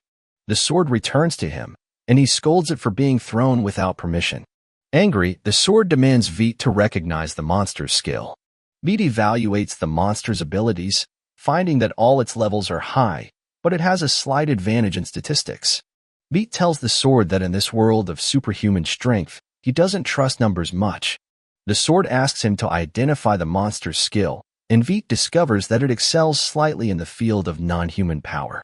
The sword expresses skepticism about relying on such vague terms, but Veet insists they focus on what they can do. Then we see Veet charging at the monster, slashing both of its arms with a single strike. The monster falls to the ground, and Veet decides to enhance the sharp-edge skill with the power skill to multiply its impact. We witness Veet attacking the monster, slicing it in half, causing the creature to die. Afterward, Veet activates the bloodthirst skill, and at this moment, he falls to the ground. A significant amount of blood spews from his mouth, and he panics, fearing that he might die. Veet understands that if bloodthirst manifests now, it will be terrifying, and he will become a more significant threat than the sacred dragon. Desperately trying to prevent it, Veet attempts self-healing but realizes he cannot continue. Bloodthirst is about to activate in a dangerously intense manner. Despite the sword's warnings, Veet apologizes, admitting he has nothing left to do. However, Veet calms down momentarily, and his levels return to a lower state. If he goes berserk again, the damage will be at its lowest levels. Veet falls to the ground, and at this moment, Main approaches him. She expresses surprise that this day came so soon and dismounts. Main tells Veet that she didn't think this day would arrive so fast and offers to kill him immediately. Veet, greatly frightened, pleads with her not to kill him. Main reminds him that she warned him before that if he pressures himself too much, the skill will overpower him, making him lose control. Veet apologizes again, and Main decides to fulfill the promise she made to him. Main grabs her sword to strike him, but Roxy intervenes just in time to save Veet. Veet is astonished to see her and questions why she did that. Roxy yells at him, expressing her disbelief that he would try to kill himself. Veet asks her not to look at him like that, and Roxy, not understanding what Veet was trying to do, scolds him. Veet then requests her not to look at him like that ever again, not wanting her to see him in such a state. Roxy, still not comprehending Veet's intentions, assures him that she could never hate him in such a way and doesn't care about the strength he carries. She tells Veet that he will remain as he is, and he should never try to kill himself again. Veet said to her, "This is strange. Bloodthirst was raging a moment ago, but now it has calmed down." Roxy spoke to him, saying, "Let's go back to Babylon." Veet was surprised, looking at her, thinking to himself that he was afraid she would hate him, but she accepted him even after knowing the truth. He wanted to save her, but in reality, he wanted her to save him, just as she did before. Veet then loses consciousness and falls to the ground. The next day, Veet wakes up in a room at home, remembering that Nordrin cut off his left arm. He wonders how much time has passed while he was asleep. Main and Eris enter, and Main informs him that he has been asleep for a whole week. Veet is astonished to find them there, and Main teases him for sleeping too much. Eris comments that he can't do anything about it, considering he overuses his strength. They hand him the sword, and Veet talks to the sword, asking if it just realized it was missing. Vite answers negatively, and the sword remarks that he seems to be in bad shape. Eris suggests going to the Gallia Center to find him. Vite questions why the sword is not dirty, and the sword replies that it thought it would never return. Main adds that it was too far away and a source of annoyance. Vite asks what he was doing there, and Eris explains that they believe a monster carried him all that way, as Main forgot about carrying him. Main says she was preoccupied with dealing with others, and Eris mentions it would be bad if another vessel like Nordrin were found. Vite expresses surprise and asks what happened with Nordrin and the Envy. Main explains that Nordrin was under control, like a puppet, by the Black Pistol Sword. Vite is shocked and asks what the Envy is. Eris clarifies that Envy was controlling the sword. The sword admits it had no idea it could control minds, but considering the terrible situation Vite was in, it's not surprising. And the deadly sin's weapons cannot be destroyed, Eris said to Vite. After defeating the Holy Dragon, prove your capabilities. We need your help, and there's no longer a plan to create an ascended human with Roxy's death. Vite told her, swear to me that you won't seek Roxy again. I'll listen to what you have to say. Eris agreed, admitting that Envy was the one who originally suggested it. She acknowledged that she was foolish for agreeing after the Holy Dragon's departure. Now, with a new era approaching, they will need Vite's strength. Every holder of the deadly sin skills is expected to take responsibility for it. Vite, still puzzled, mentioned that he was born with the bloodthirst skill and believed there must be a reason for it. He wanted to know that reason. Eris explained that first, he needed to do something about the seed. Vite was surprised and asked if she would heal his arm. He had never heard of magic like that before and wondered if he would regain his arm. Eris informed him that they needed to leave before Roxy returned. Vite asked why, and Eris explained that it was extremely dangerous for him to be near her now. Just hearing her name increased bloodthirst. The scene then shifts to Mireia training with a sword, being defeated by her captain. Suddenly, Mireia sees a girl named Rainy. The guard looks back and finds nothing. We learn that Mireia tricked him, and there was nothing there. As Roxy was about to strike her with the sword, Mireia noticed her and rushed to ask where she was going. Roxy instructed her to take care of things in her absence and left. This angered Mireia, who bet that Roxy was going to see Vite. The scene then shifts to the market, where Roxy stands in front of grapes. She later goes to Vite's room, but he's not there. Surprised, Roxy places the grapes on the bed and finds a letter on the desk. Vite apologizes for not informing her about his bloodthirst skill and thanks her. He explains that he had to leave suddenly but promises to return. Roxy reads the letter, expressing her emotions, acknowledging Vite's struggles, and noting the courage he gave her. At night, Roxy walks through the city and encounters a lonely child. She advises him to return home, emphasizing the danger of wandering late. The child fears Roxy and asks her not to hit him. Roxy questions why he thinks she would harm them, and the child explains that he angered a holy knight. Roxy apologizes and expresses shame for the fear people have of holy knights. Suddenly, she hears a growl and realizes it's the child's stomach. Roxy prepares a box full of food for him. The child, grateful, explains that he doesn't have a family waiting for him. Roxy is surprised, and when the child leaves, she asks if he has a place to stay. He tells her that he doesn't have a place, but now he realizes that the capital is not as bad as he expected, and he is very happy because he met a kind holy knight like her. Roxy then asks for his name, and the boy tells her his name is Vite before leaving. Roxy speaks to herself, expressing how that moment allowed her to lift her head high and be proud of being a holy knight. She stands in front of the window, wishing to meet Vite again and vowing to become stronger when that day comes. The scene shifts to Raffle and his sister talking, realizing that the deceased lord was Vite. Raffle finishes his coffee, informing his sister that he's leaving for some research and will return to it. His sister wonders what Raffle is doing with this research. The scene then transitions to Raffle in his room, talking to himself. He expresses joy that Vite killed Hato. Suddenly, a red light emanates from the gem in the box, and Raffle laughs. And thus, this anime comes to an end. Stay tuned for a new anime, but you need to subscribe to the channel and activate the notification bell to receive all the updates. Continue to follow us for more exciting content.